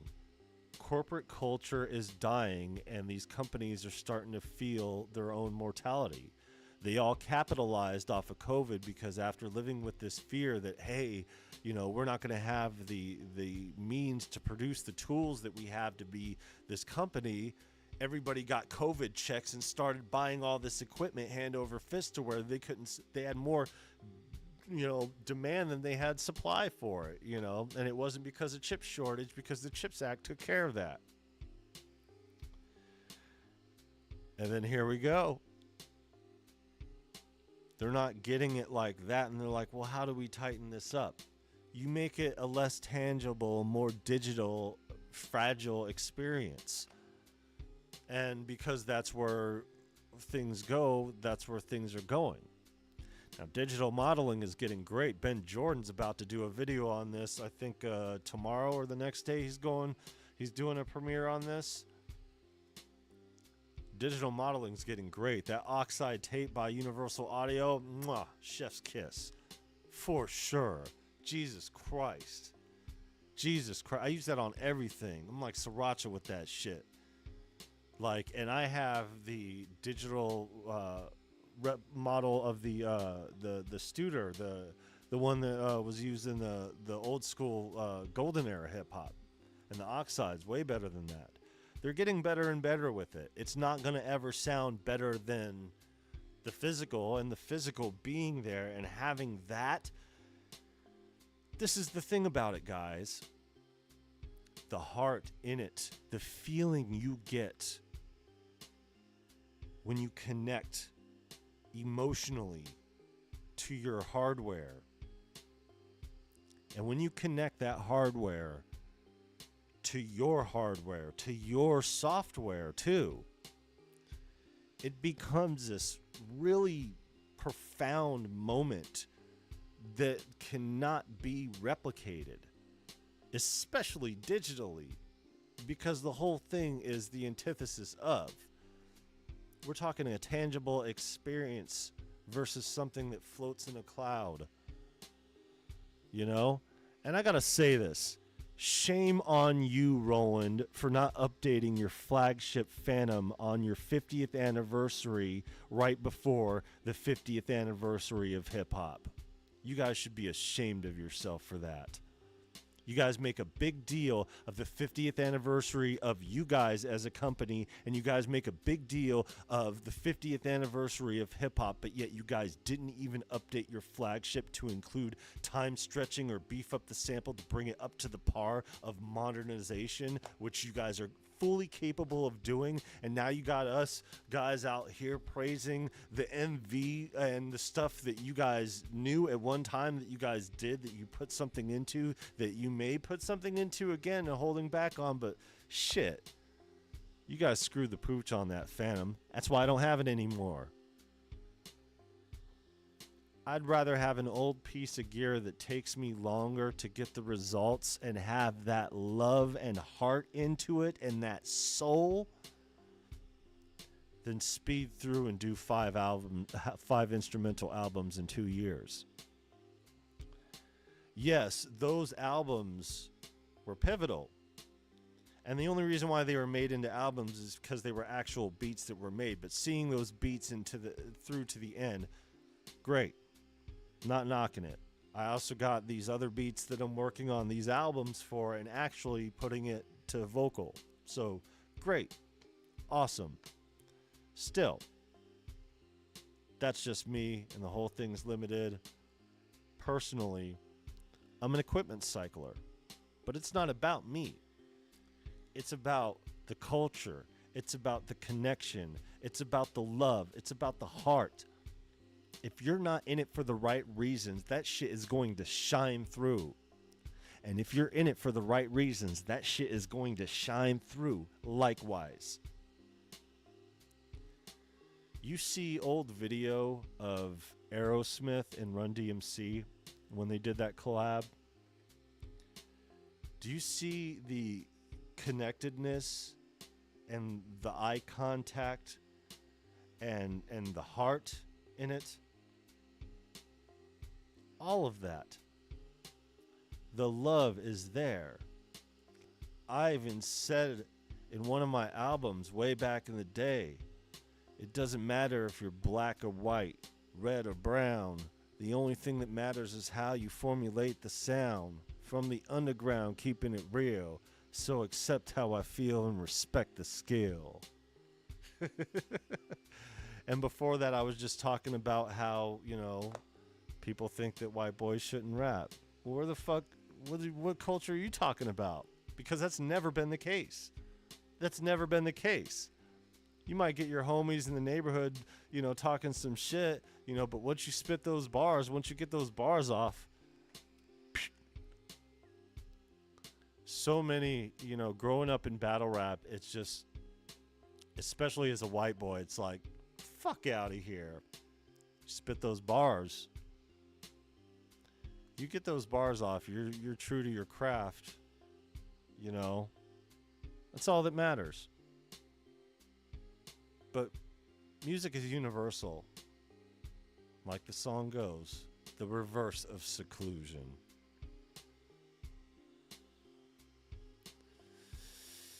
So, that being said, this isolationism that these companies are creating by keeping within their own company and try to just take and exploit capitalism to their advantage while putting us at a disadvantage is not something we're going to fucking tolerate. We're not going to tolerate it with our music. We're not going to tolerate it with our culture. And we're not going to tolerate it moving forward. There might be some that will follow the status quo and go along with it. But guess what? Gen X is in charge. And Gen X made all this shit happen. And we could unmake it too. We could easily make something else happen. If we made hip hop as a generation, collectively, now, Kool Herc, it all started somewhere. But if he didn't have a party to perform at, there would be no record to play. It takes a village.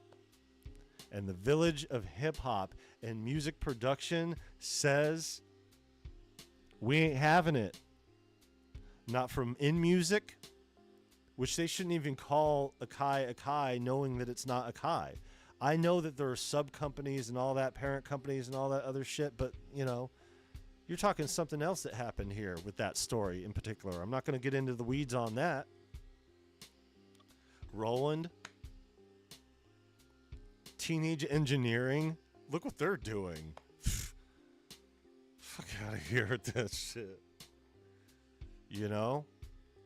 Everybody's trying to get their little way and carve out their little thing for survival while exploiting everything. And it's fine.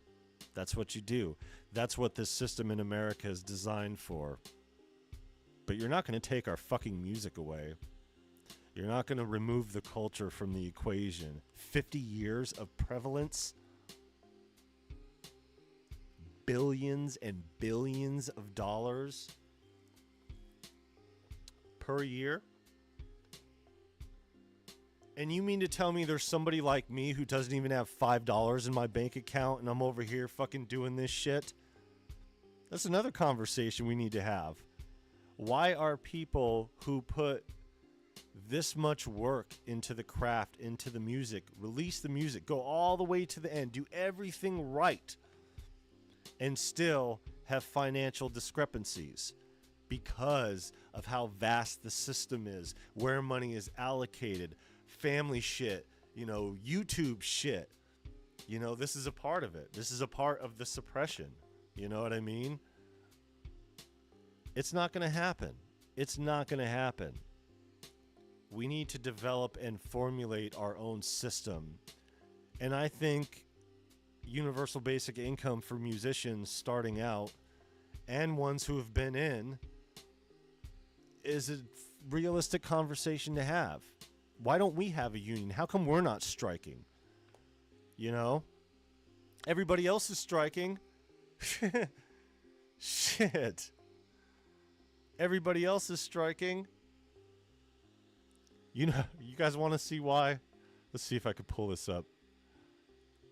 Because I don't care if you guys, I like, you guys see my full name every time I open a session here at on Studio One, and since I have these open, I could see.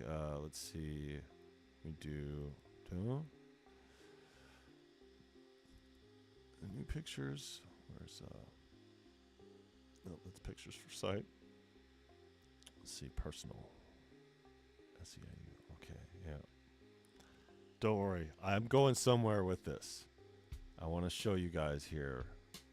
I want to show you guys. Oh, I don't have that picture, but I do have a picture enough to show my dipshittedness here. And you guys can pretty much infer. It's too small. Is this one bigger? I copy this one different. Here it is. Here it is, right here.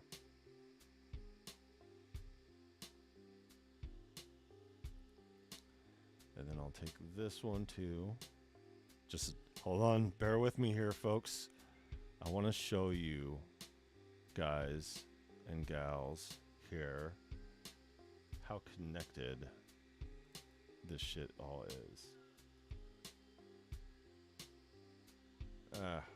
Well. Okay. So, everybody's striking, right?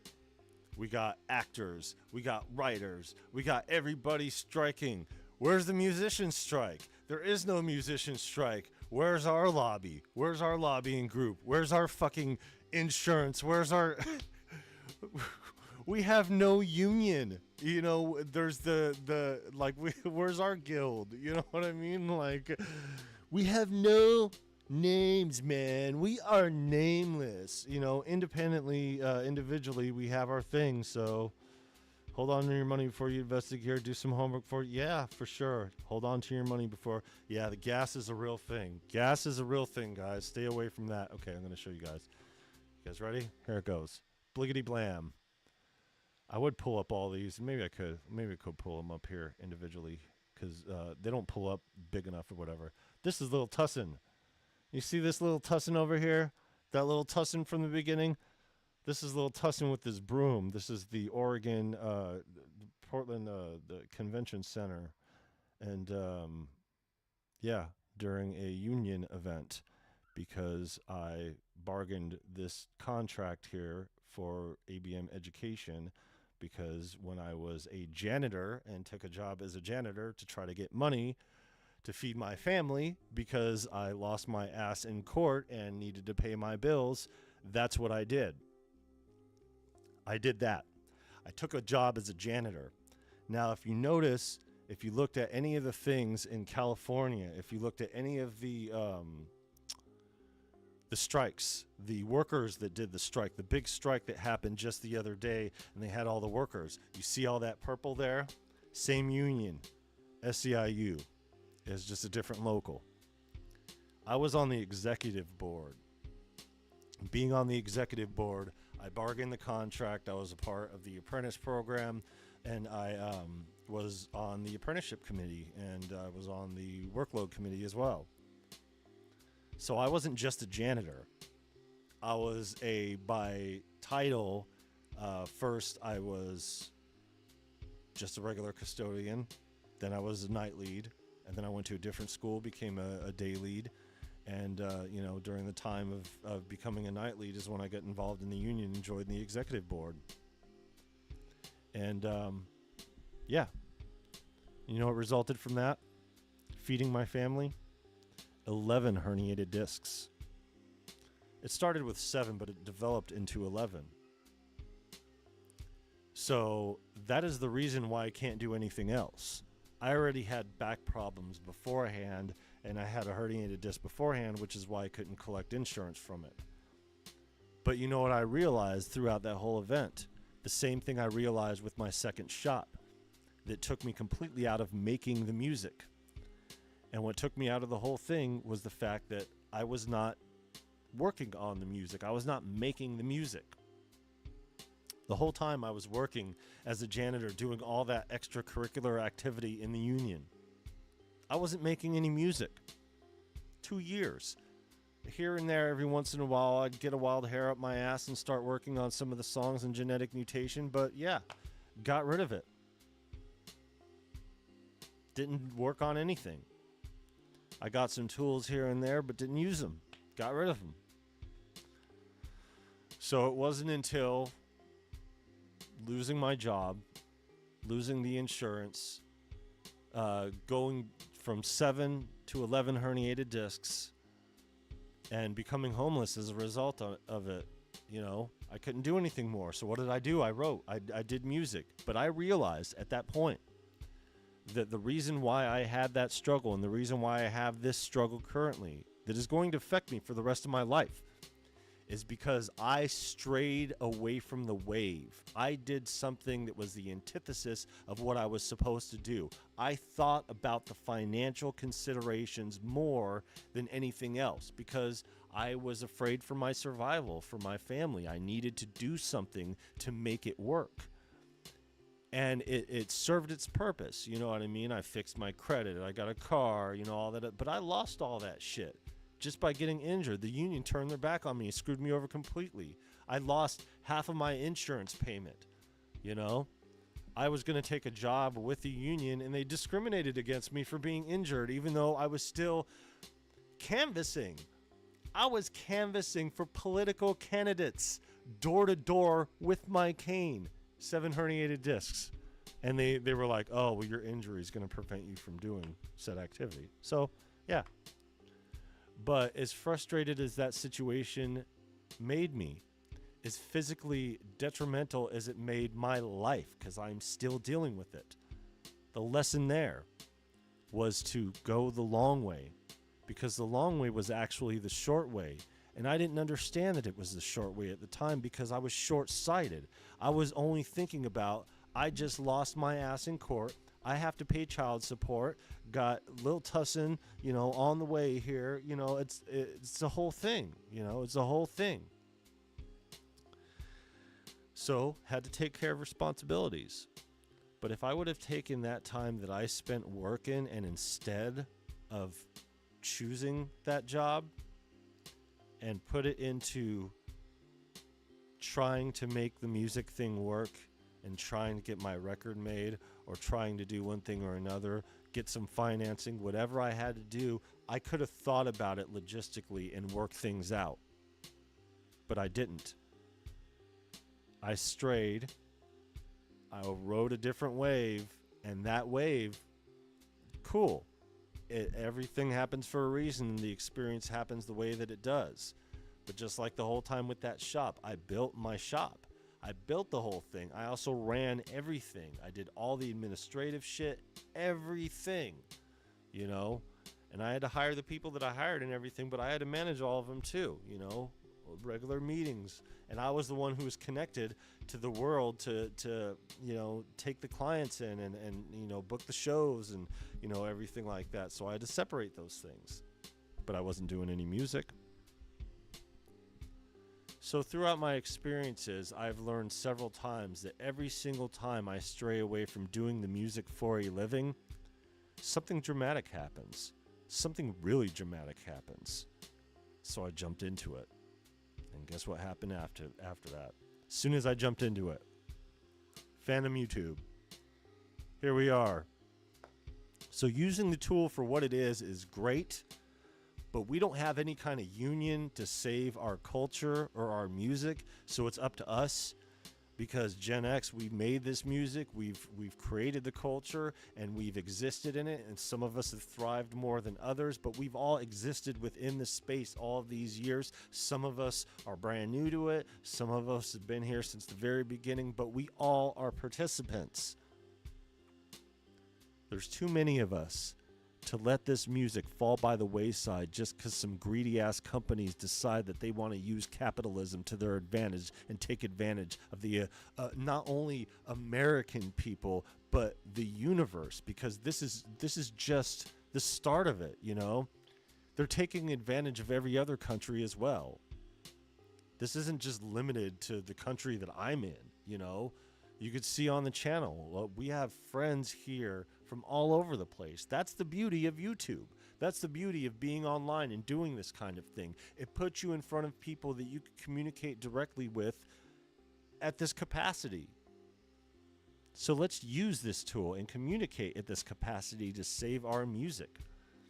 I'm not going to be on some lobbying crusade, save the music, save the clock tower and all this stuff. No, we know what needs to be done with it.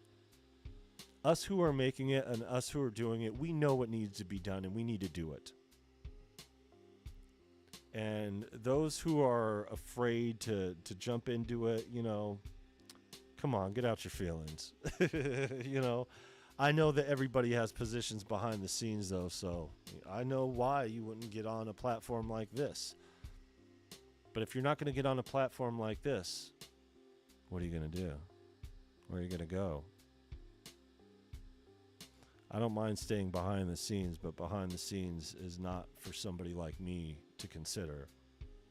How else am I supposed to talk to people and get people involved? I'm not trying to get you guys into what I'm doing. I'm just trying to share with you guys what I'm doing, and, you know, you guys may be able to take something from it, establish some friendships, do some jam sessions, get some work done. Cool. That's what I'm in it for. So all this extra monetization, it's really starting to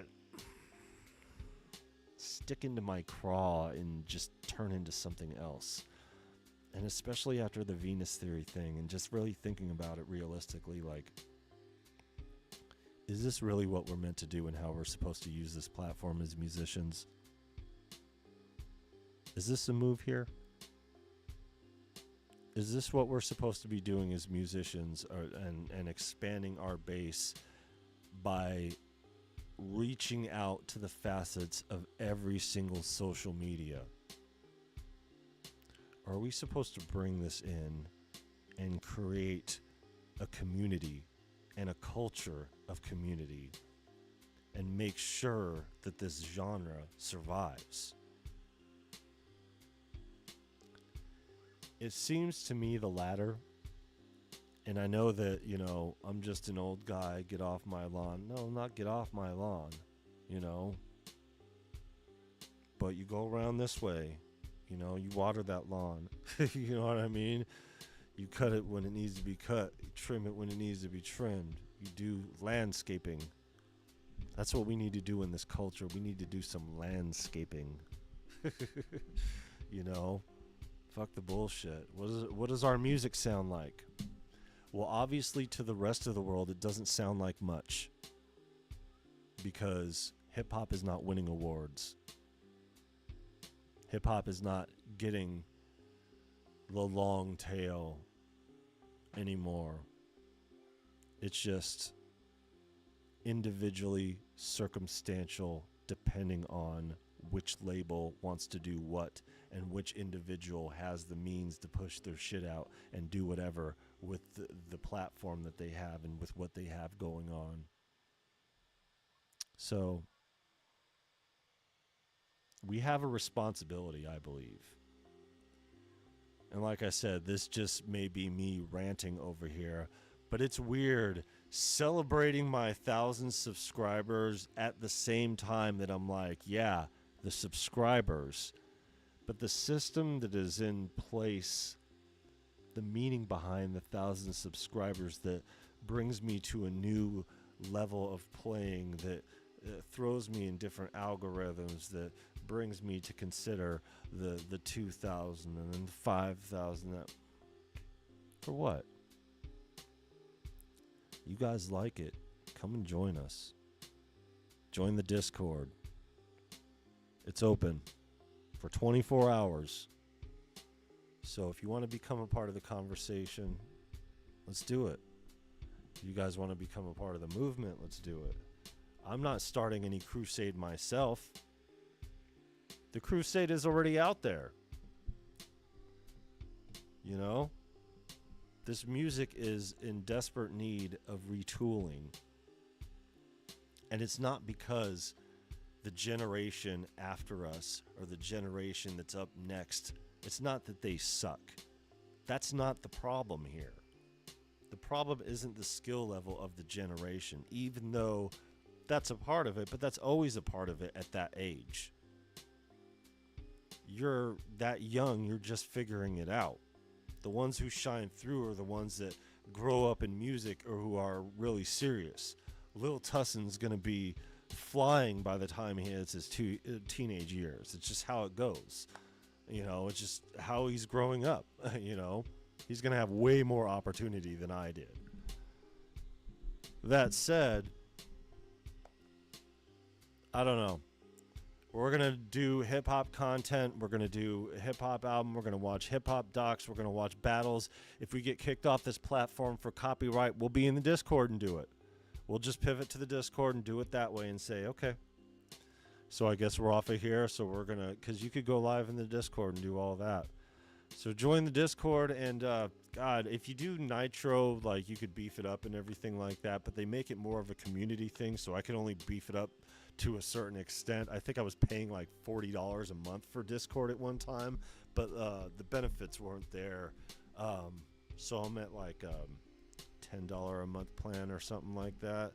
So it bumps it up to like a level 2 Discord. Sorry, I didn't mean to avoid the chat. I wasn't avoiding anything. Ooh, time for bed. Have fun. Yeah, take care, Davey. Thanks for stopping by. Yeah, rest up. Sorry for catching you on the late with that one. So, yeah.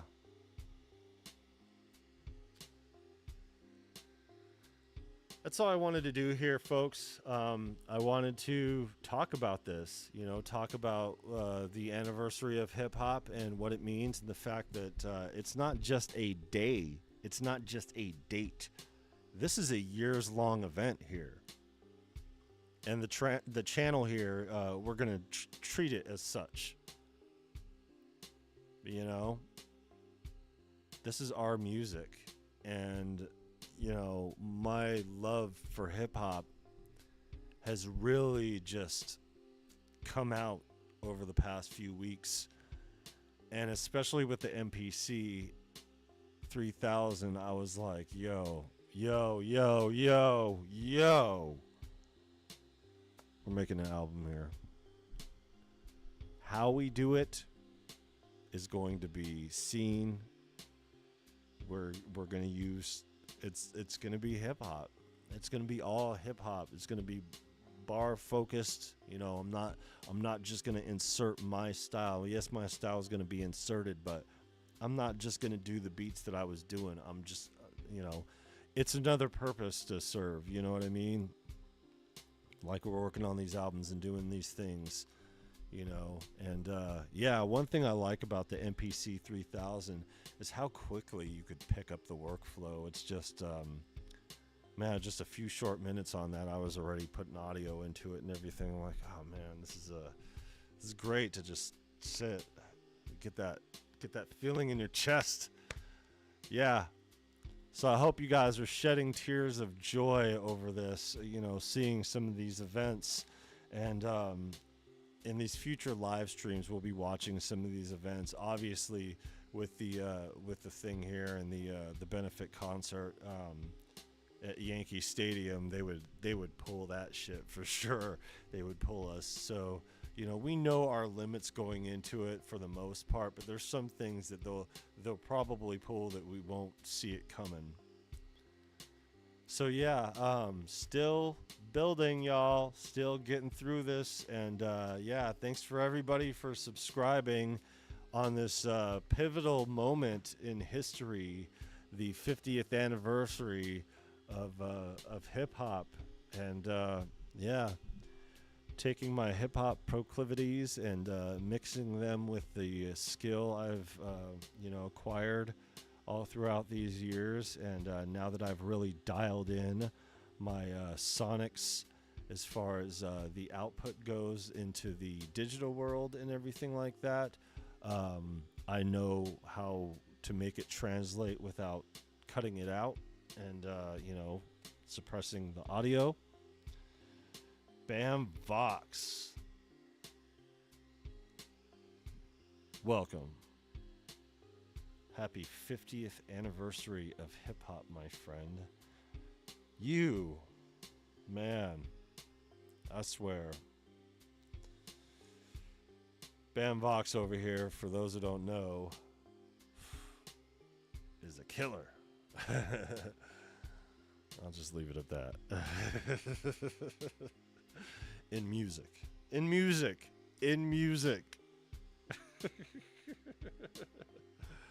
Thanks, man. I really appreciate you, like, thoroughly appreciate you. I don't care how that sounds. Seriously. So yeah, gonna make the efforts here. And the dude abides. For hip-hop, for everything. The content, I'm going to put a lot more content out as far as going through the albums. Oh, that's what I forgot to mention here. I went on some other tangent. It's a good thing you guys weren't waiting for it. If you guys saw my post, I posted the Planet Rock and the Tech 9 mashup. I was going to start doing the mashups every Friday. But as somebody pointed out to me, about the situation with Africa Bambaataa and being aware of said situation, I had to pull it. And we could have the conversation later about it. I'm not going to talk about it now. For you guys who don't know, just look it up. I can't believe I forgot, and I feel like an ass for forgetting because it's such a big deal. But it was just the love of the song and the heart and the history and everything like that. It slipped my mind, and I didn't mean to trigger anybody by putting that up. And that is one of those things to where I don't want to touch it. I don't even want to have the conversation. We could have it on the Discord. But yeah, my bad, y'all. My bad on that one. And that happened. That was also found out like right before Tech made that song too, so he didn't know either. So, but I can't in good conscience especially after listening to Immortal Technique talk about it and the whole thing from the Zulu Nation. I couldn't leave that up there. So yeah, for sure. My bad, y'all. My bad. So, and that's another thing, you know. What do you do when your icons and your idols, you know, are into some fuckery? What happens when the fuckery outweighs the music, and the music just reminds you of the fuckery, you know? Like Aaliyah's whole first effort, you know, it's sad, you know, not only because what has transpired in her life with her passing and everything. But yeah, you know, I can't listen to any of that, you know, and putting that whole thing in perspective, the fact that he was behind a lot of that, you know what I mean? It's hard. It's hard to listen to knowing what happened, you know? But then again, artists are crazy. We're into all kinds of crazy shit. But that was some next level, you know? Anyways, yeah, I'm not going to talk about it anymore. My bad, guys. Yeah. Yeah. Yeah. Definitely. My wife and I had a conversation about it yesterday for sure. We watched through that whole thing as far as everything goes, you know? But fuck all that nonsense.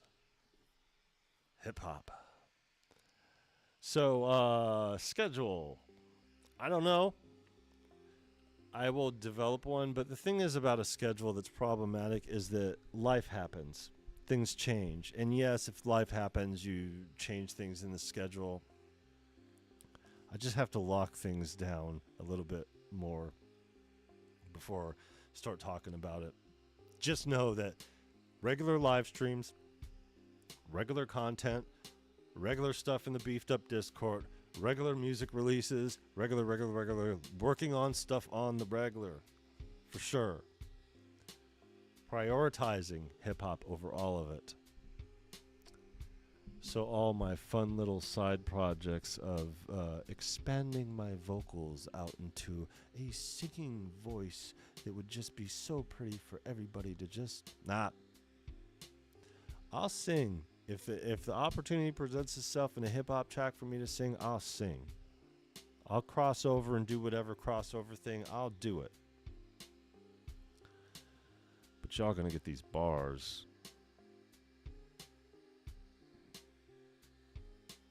First. So I'm just gonna be practicing in my spare time, you know, while I work on this shit behind the scenes.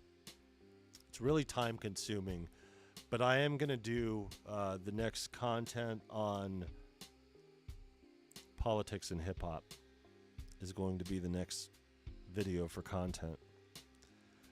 Politics and hip hop. And there's a lot of reason for that. It's not just these MAGA rappers. It's not just Eminem and, you know, him going viral today over...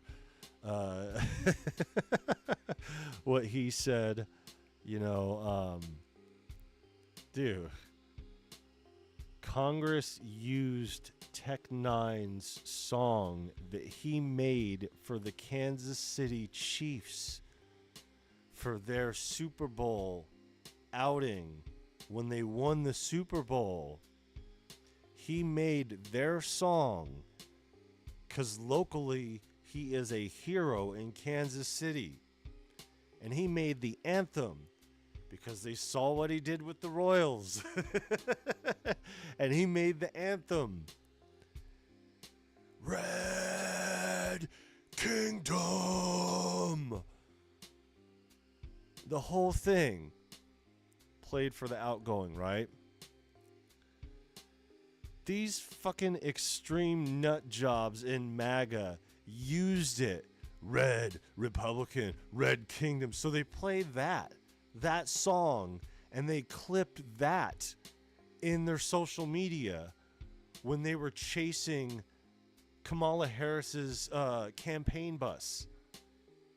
So they took video of them chasing the campaign bus with Tech Nine's song playing in the background of their social media. Congress used this on Trump's impeachment and used the example and referred to it as fight music. And yeah, it's a fucking energetic song.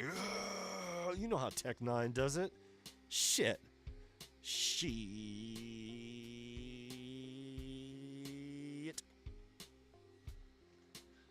But yeah, Congress used it as a negative and called it fight music. And meanwhile, you got Chuck Schumer in the Senate trying to propose this bill for hip-hop to commemorate it. Well, if you're going to commemorate it, why don't you tell your people on Capitol Hill to understand it a little bit better? Now I noticed after that, Kansas City don't use that song no more for their intro. They use something else. I bet you they'd still use it if it weren't used in that example. You know how toxic it is for a brand to be using a song that is used in an example for an impeachment of a president to talk about extremism? Like these extremists that went in. I didn't mean to say it like that. It was weird. Anyways, politics and hip-hop. Always have and always will. Eminem did Mosh Pit, Public Enemy. You know, it's always been a thing. It's always been prevalent. I've done my political songs as of recent. Tell It to the Mountain. I've used that as an example in my Venus Theory video. So yeah, you could see with me getting worked up about it. Politics and hip-hop. There's things that you shouldn't talk about. There's things that are a major faux pas everywhere else in communication, in every other genre. But in hip-hop, politics, it's kind of what the music is.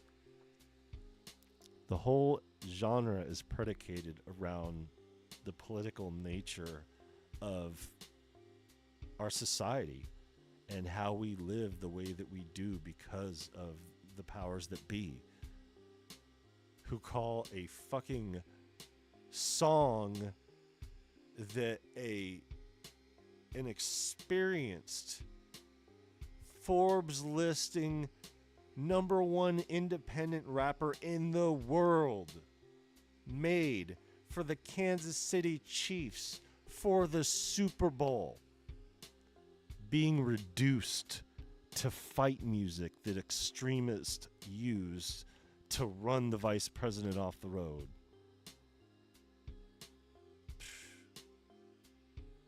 It doesn't matter what's truth. Not in their world. But it matters to us. And that's where the argument comes in. That's where the political nature comes in. They may want to suppress it. They may want to say this. They may want to do that. We're going to take this finger and we're going to point it over there. And over there, there's going to be a table. And on that table, there are going to be tools. Then you grab your tool and you use it.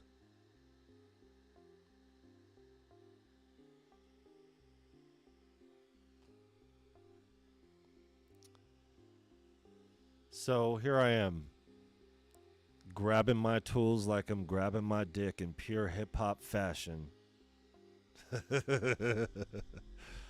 I'm about to unzip my pants and lay it on the table, folks. Fuck a pause. Fast forward that shit.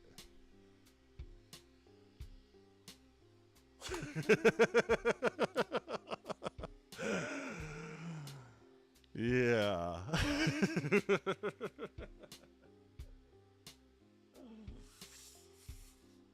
All right, y'all.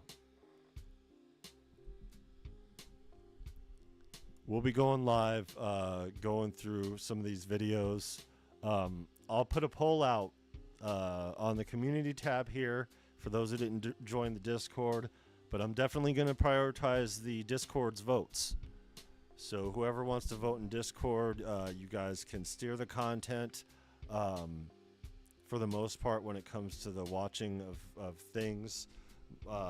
I recommended Crush Groove as the first, just because Golden Era is where I came from, you know, even though, you know, it's more of a gangster rap is where I grew up in, you know, that's what started it all was the Golden Era. And yeah, it was the first real movie to be made. The rest of them were really like, you know, kind of short before then. But anyways,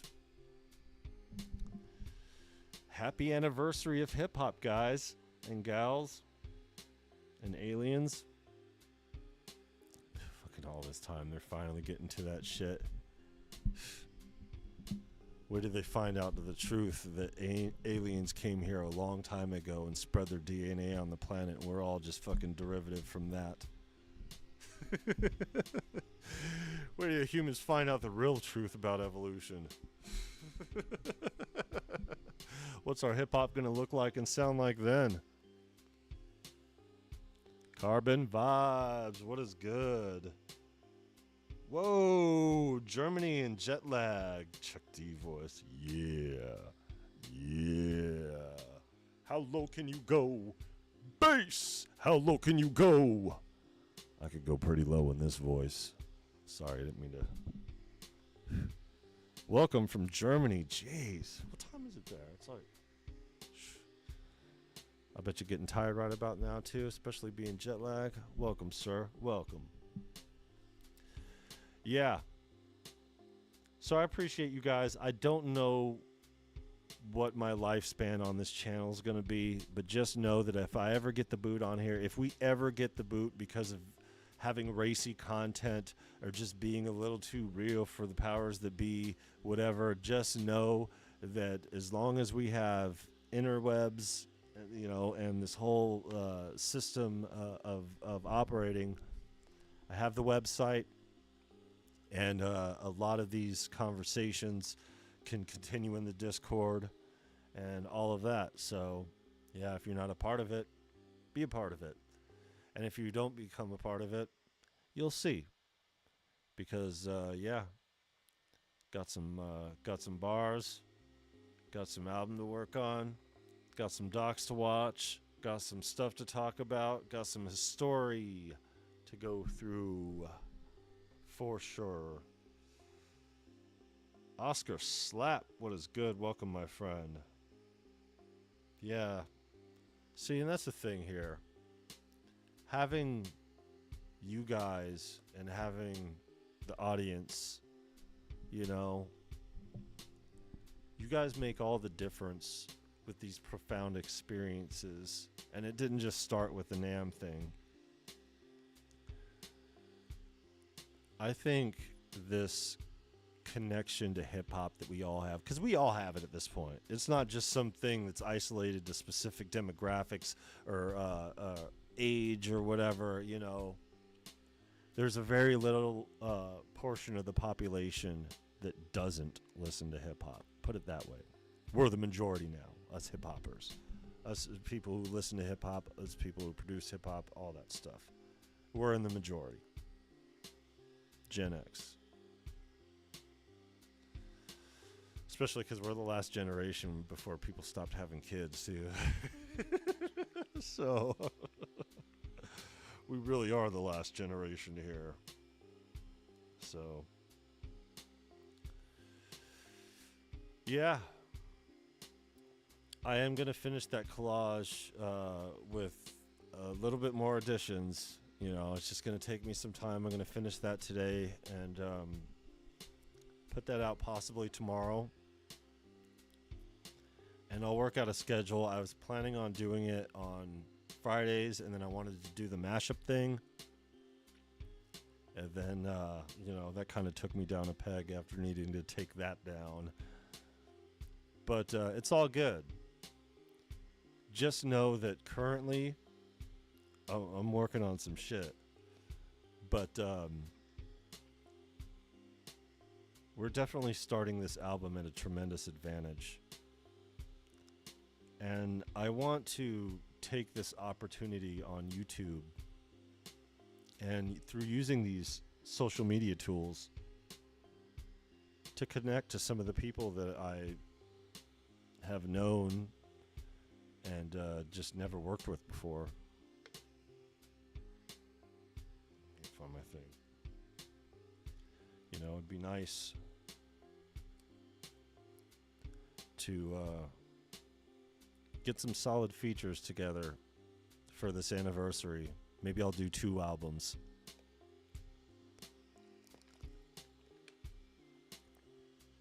One full of features. I'm just riding the waves, y'all. Wherever it goes, it goes. Just know that my heart is in hip-hop. My soul is in hip-hop. I grew up through this genre growing up. I started rapping at a very, very early age. And I knew that was going to be the case at 8 years old. And I took it serious to where I started writing at 13. But I'm not the only one. Our generation is full of people like me. People that have done a lot more than I have. You know, it was the standard. That's what you would do. You would write music at an early age. Some of us would have kids at early age, but a lot of us got out of that because of hip hop.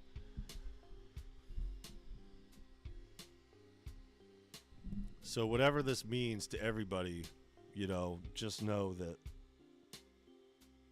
it really means a lot to me to be able to understand my level of experience to apply these tools and this experience to a project like this.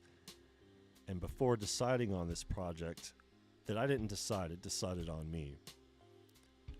I didn't take that into consideration. I've been so busy grinding here, and that's another thing with the whole YouTube thing, the time that it takes away from doing music.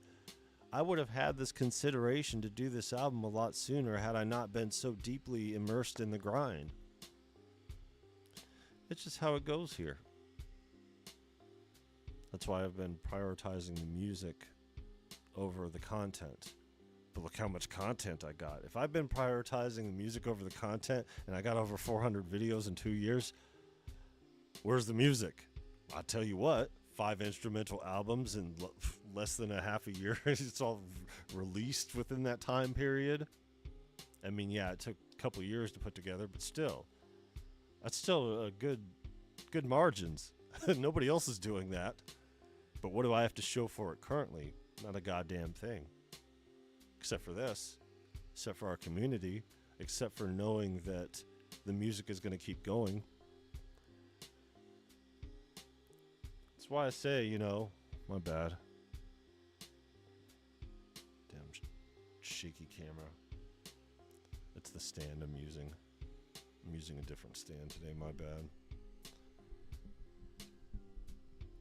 Intellectual property is the antithesis of the universal demand of music making. So all these systems that we have in place are designed as something that doesn't work within the ecosphere of the universe and how universal music is. You can't take something as universal as music and compartmentalize it the way that we have done. We could put it into genres, sure, but I'm talking about the system of pay, the amount of work, the amount of people working versus the amount of people who aren't. How do you gauge the difference between the success ratio and all the social medias and all that other stuff? Yeah, and you know, to your point, I'm right on time. People could dog me out all they want and criticize my age and say, oh, well, you're just an old guy who's never made it or whatever. That's stinking thinking. But so is me addressing it, really, so let's just not have this conversation. No, but seriously, it's like I said, I'm late to the party. My growth has been different. I do everything the way that I do and operate the way that I do because of my growth. So even though it seems like I should be a lot further along musically than where I'm at, like I should have plaques or credits or whatever, you know what I mean? Something. No. I just got a long history in doing music, working on music, making music in every element. I took some breaks here and there, and all my time is accounted for. And that brings us here, full circle, on the 50th anniversary of hip hop. Just happened to work out to where I got this MPC 3000. Just happened to work out. We've become a real boy here. And while Pinocchio's nose keeps getting larger, I tell you no lies.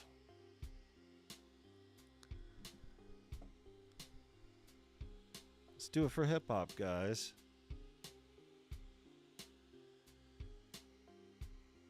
Put on for the culture. If you are or have ever been a part of the culture, put on for the culture. One of the most disappointing things about Friday was the lack of content. People came on and did their regular content. Barely a blurb here and there, you know, not many live streams to block parties and stuff like that. Really, people who have claimed to have this spiritual, deep connection to the culture, completely silent about it. I'm not talking about the ones that were too busy. There are a lot of stuff going on Friday, and a lot of people couldn't make it out or do things because they were too busy being involved in it. I'm not talking about those people. I'm talking about the ones who sat at home scratching your nuts while the world moved around you. While this whole experience was happening, you're sitting at home watching it on TV. Shame on you. You should have done a stream, a post, something saying, I love this genre. Not even that. I'm not here to dictate anybody's content. I'm just saying it hurt my heart that there was such a lack of representation on the end of content creators. Hopefully this channel makes up for it. Yo, I'm just a white boy from Phoenix. You know what I mean? I'm just a motherfucking young wedged in between Gen X and millennial starting ass, you know, MC, you know.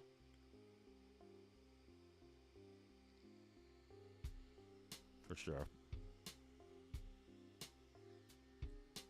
Got a little Tussin over here. You got a little Tussin over here. Yeah, he can't. Cool.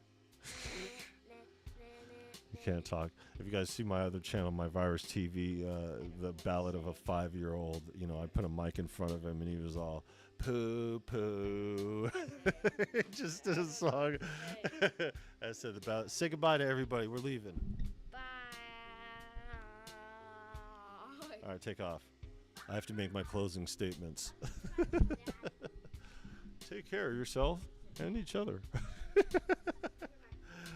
No, but seriously, yeah, pass the mic, son. Yeah. Anyways, yeah, we're going to put on for the culture in every way that we can, in every way that we see fit. And how I see fit is that we have room and the tools to make another album, so we're going to do it. It's going to be exclusively hip-hop. We're going to look at these documentaries. We're going to look at other people's videos about hip-hop content. We're going to have conversations related to the content, and we are going to have stuff that is largely focused. It doesn't mean the other stuff is going away. Okay? There is... Cameron, Venus Theory, leaked his, what is it, the expansion for Cube that's supposed to come out on Tuesday. So hopefully we'll get going on that. And let's see, what's the other thing? The other thing is the combination, decent sampler from David Hillowitz and he himself. They did the thing. So, when it comes down to this, that stuff isn't going to go away. It's going to be in addition to. And of course, stuff happens, conversations need to be had, and there's these drop everything moments like what would happen with Venus Theory, the Akai conversation, stuff like that are all hands on deck. So there will be those moments. But just from now until August 11th, yeah. We're just gonna do more hip hop. We're gonna do more hip hop. We're gonna talk about more hip hop, and we're gonna make sure that we take the time and make the effort of using the tools to our advantage to help protect and maintain this genre of music to where it just doesn't fall by the wayside, you know. The music industry at large has been doing this to the younger generation. They try to keep them ignorant of specific things so they could continue making money off of them and profiting off of their ignorance. And it's the same model that social media platforms have picked up.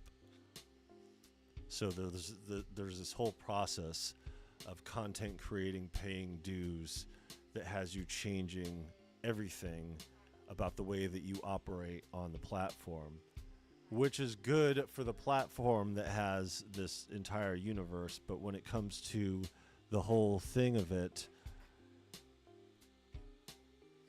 it's not good for people to want to make music legitimately and then find this watered down version of making it only to jump in to the world of making music to find out that everything that they have been making has been not garbage, it's just sonically different. These are the differences. This is what it used to sound like, and this is what it sounds like afterwards. And then you listen to it afterwards, you're like, oh my God, my life was a lie. Don't let them lie to your life. Pay attention to the real, pay attention to the people who are doing it, and understand the differences of all this and the people involved doing things behind the scenes. Because as much as there are people working behind the scenes to destroy the culture, there are a lot of people working behind the scenes to help protect it. And shout out to those people. I really appreciate all you guys who have made this channel what it has been and have steered this content. All those instrumental albums, a lot of them have been a result of steered content from the channel. And this year we are going to steer the content to a more hip-hop based approach, starting with the MPC 3000 and the 50th anniversary of hip-hop. So that's what we're doing, folks. I'm not going to say it, but I'll say it this one time. Like, subscribe, join, donate, peep the Discord. It is only open to non-members for 24 hours. So this message will self-destruct.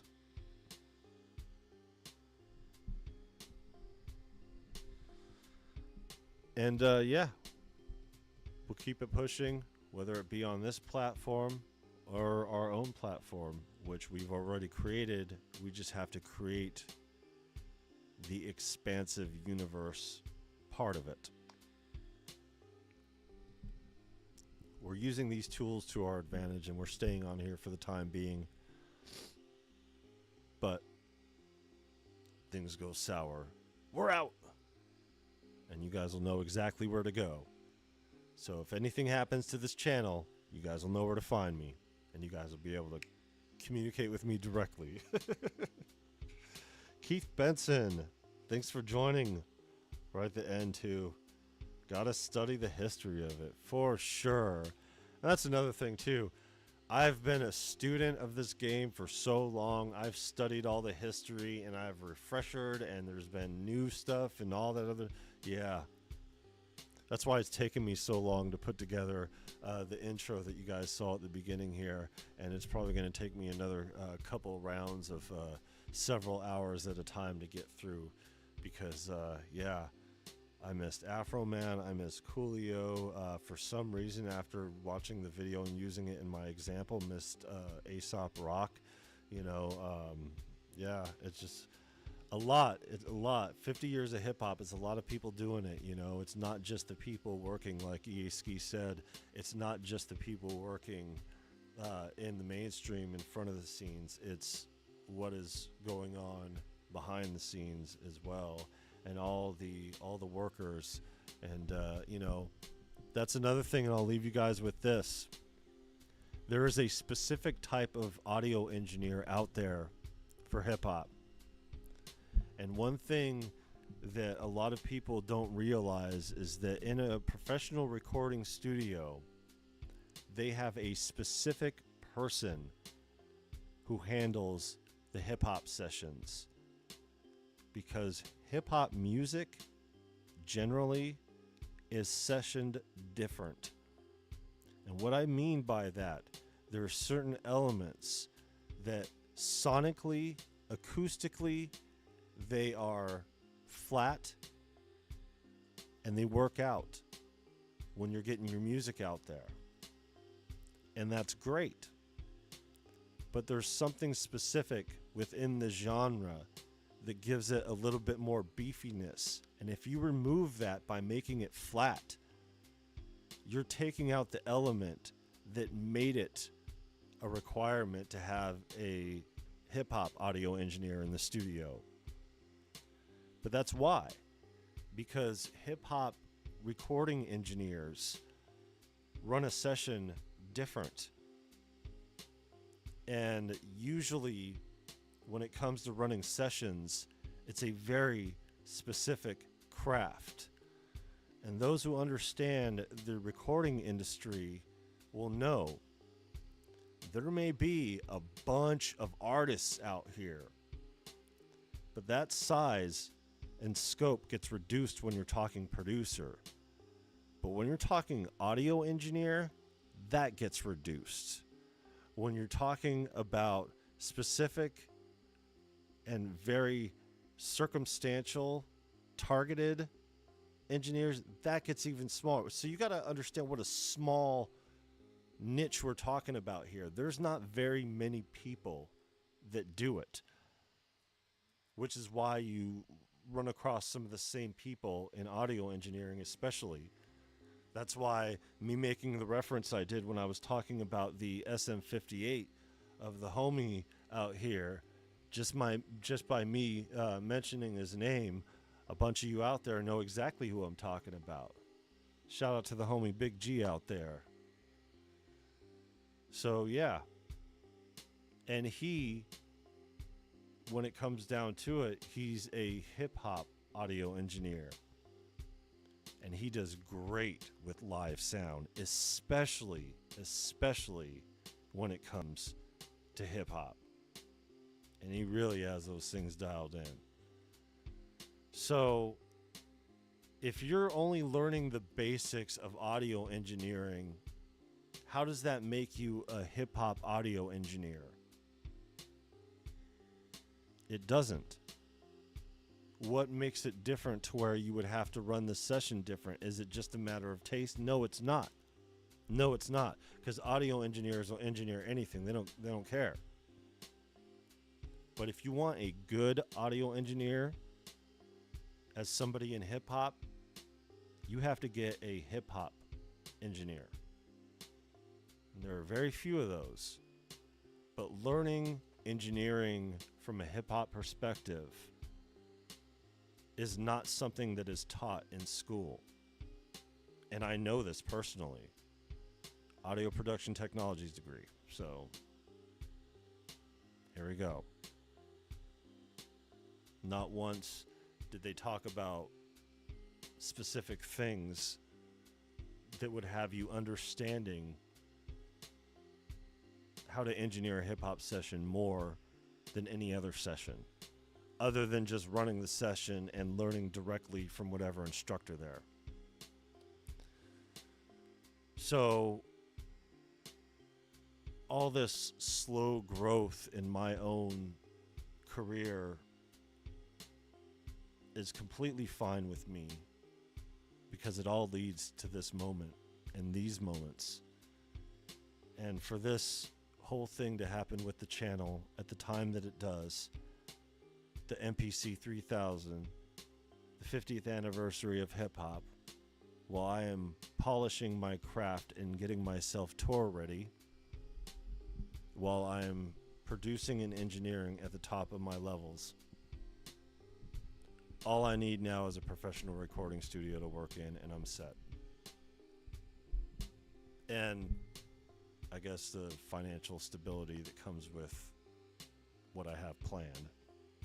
But all that will come.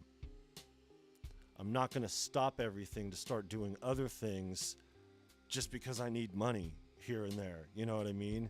And that's the problem. That's why I took the day job that I did. But look how much time it took out of me. I worked at the job for 2 years and when it was injured for 3 and made us homeless and all the stuff that came from that. It went from 7 herniated discs to 11. Why?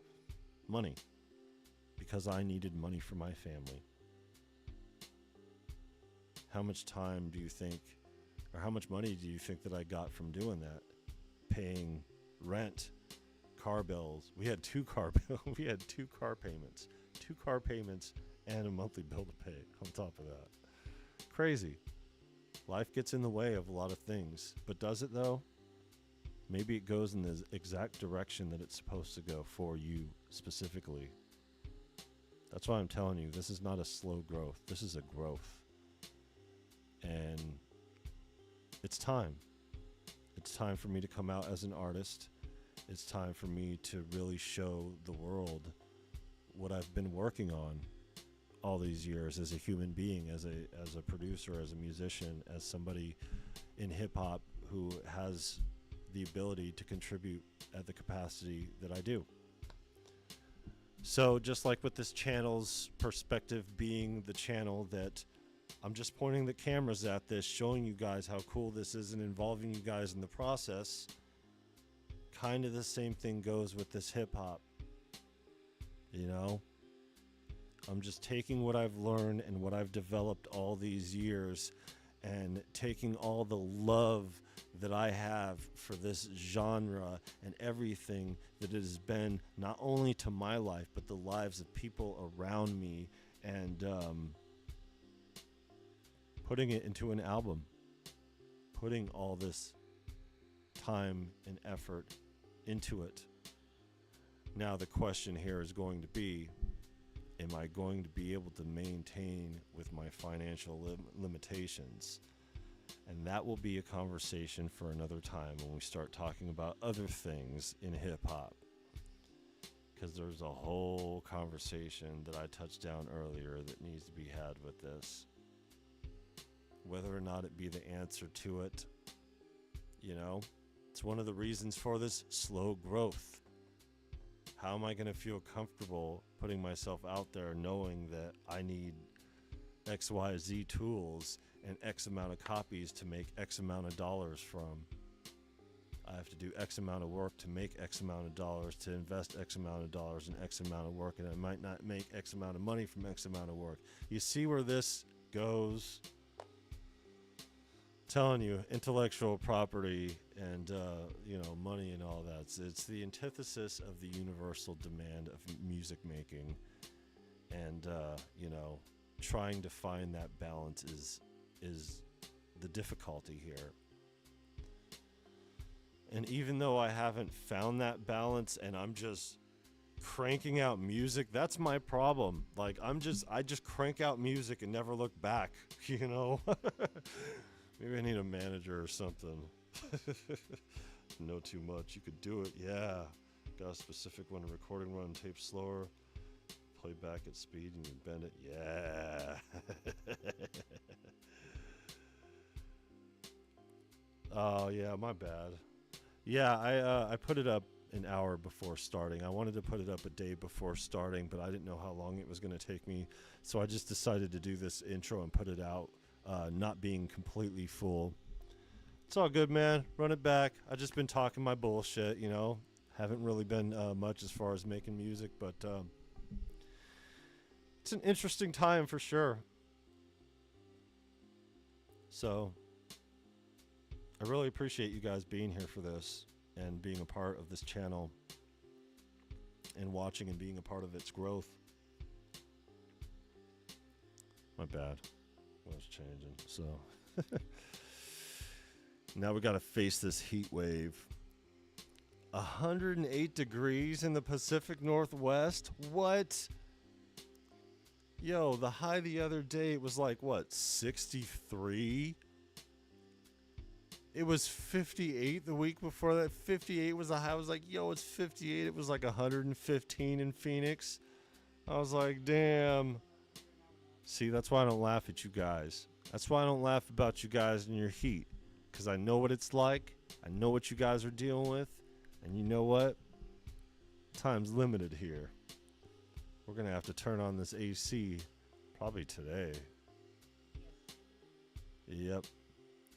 So shout out again to the homie Snoop Dogg for acquiring Death Row Records. I hope you make a go of it. And yeah. Stay tuned for the next conversation and the next conversations and our lives. I think the next one, I don't know. Keep an eye out in the Discord and community tabs and everything. Until then, keep it pushing. Here we are. Just at the start of year 3, 50th anniversary, 1,000 subscribers. We're a real boy. And guess what? We're building our own platform here. Fuck the dumb shit. Algorithms be damned. We'll make our own algorithms here. Yeah, I appreciate it. I appreciate all you guys. Everybody who's here, everybody who's lurking. We'll see you next time. And yeah, love you guys. And I love hip hop. And those two things are going to intersect here and starting to already. And yeah, appreciate y'all. Peace.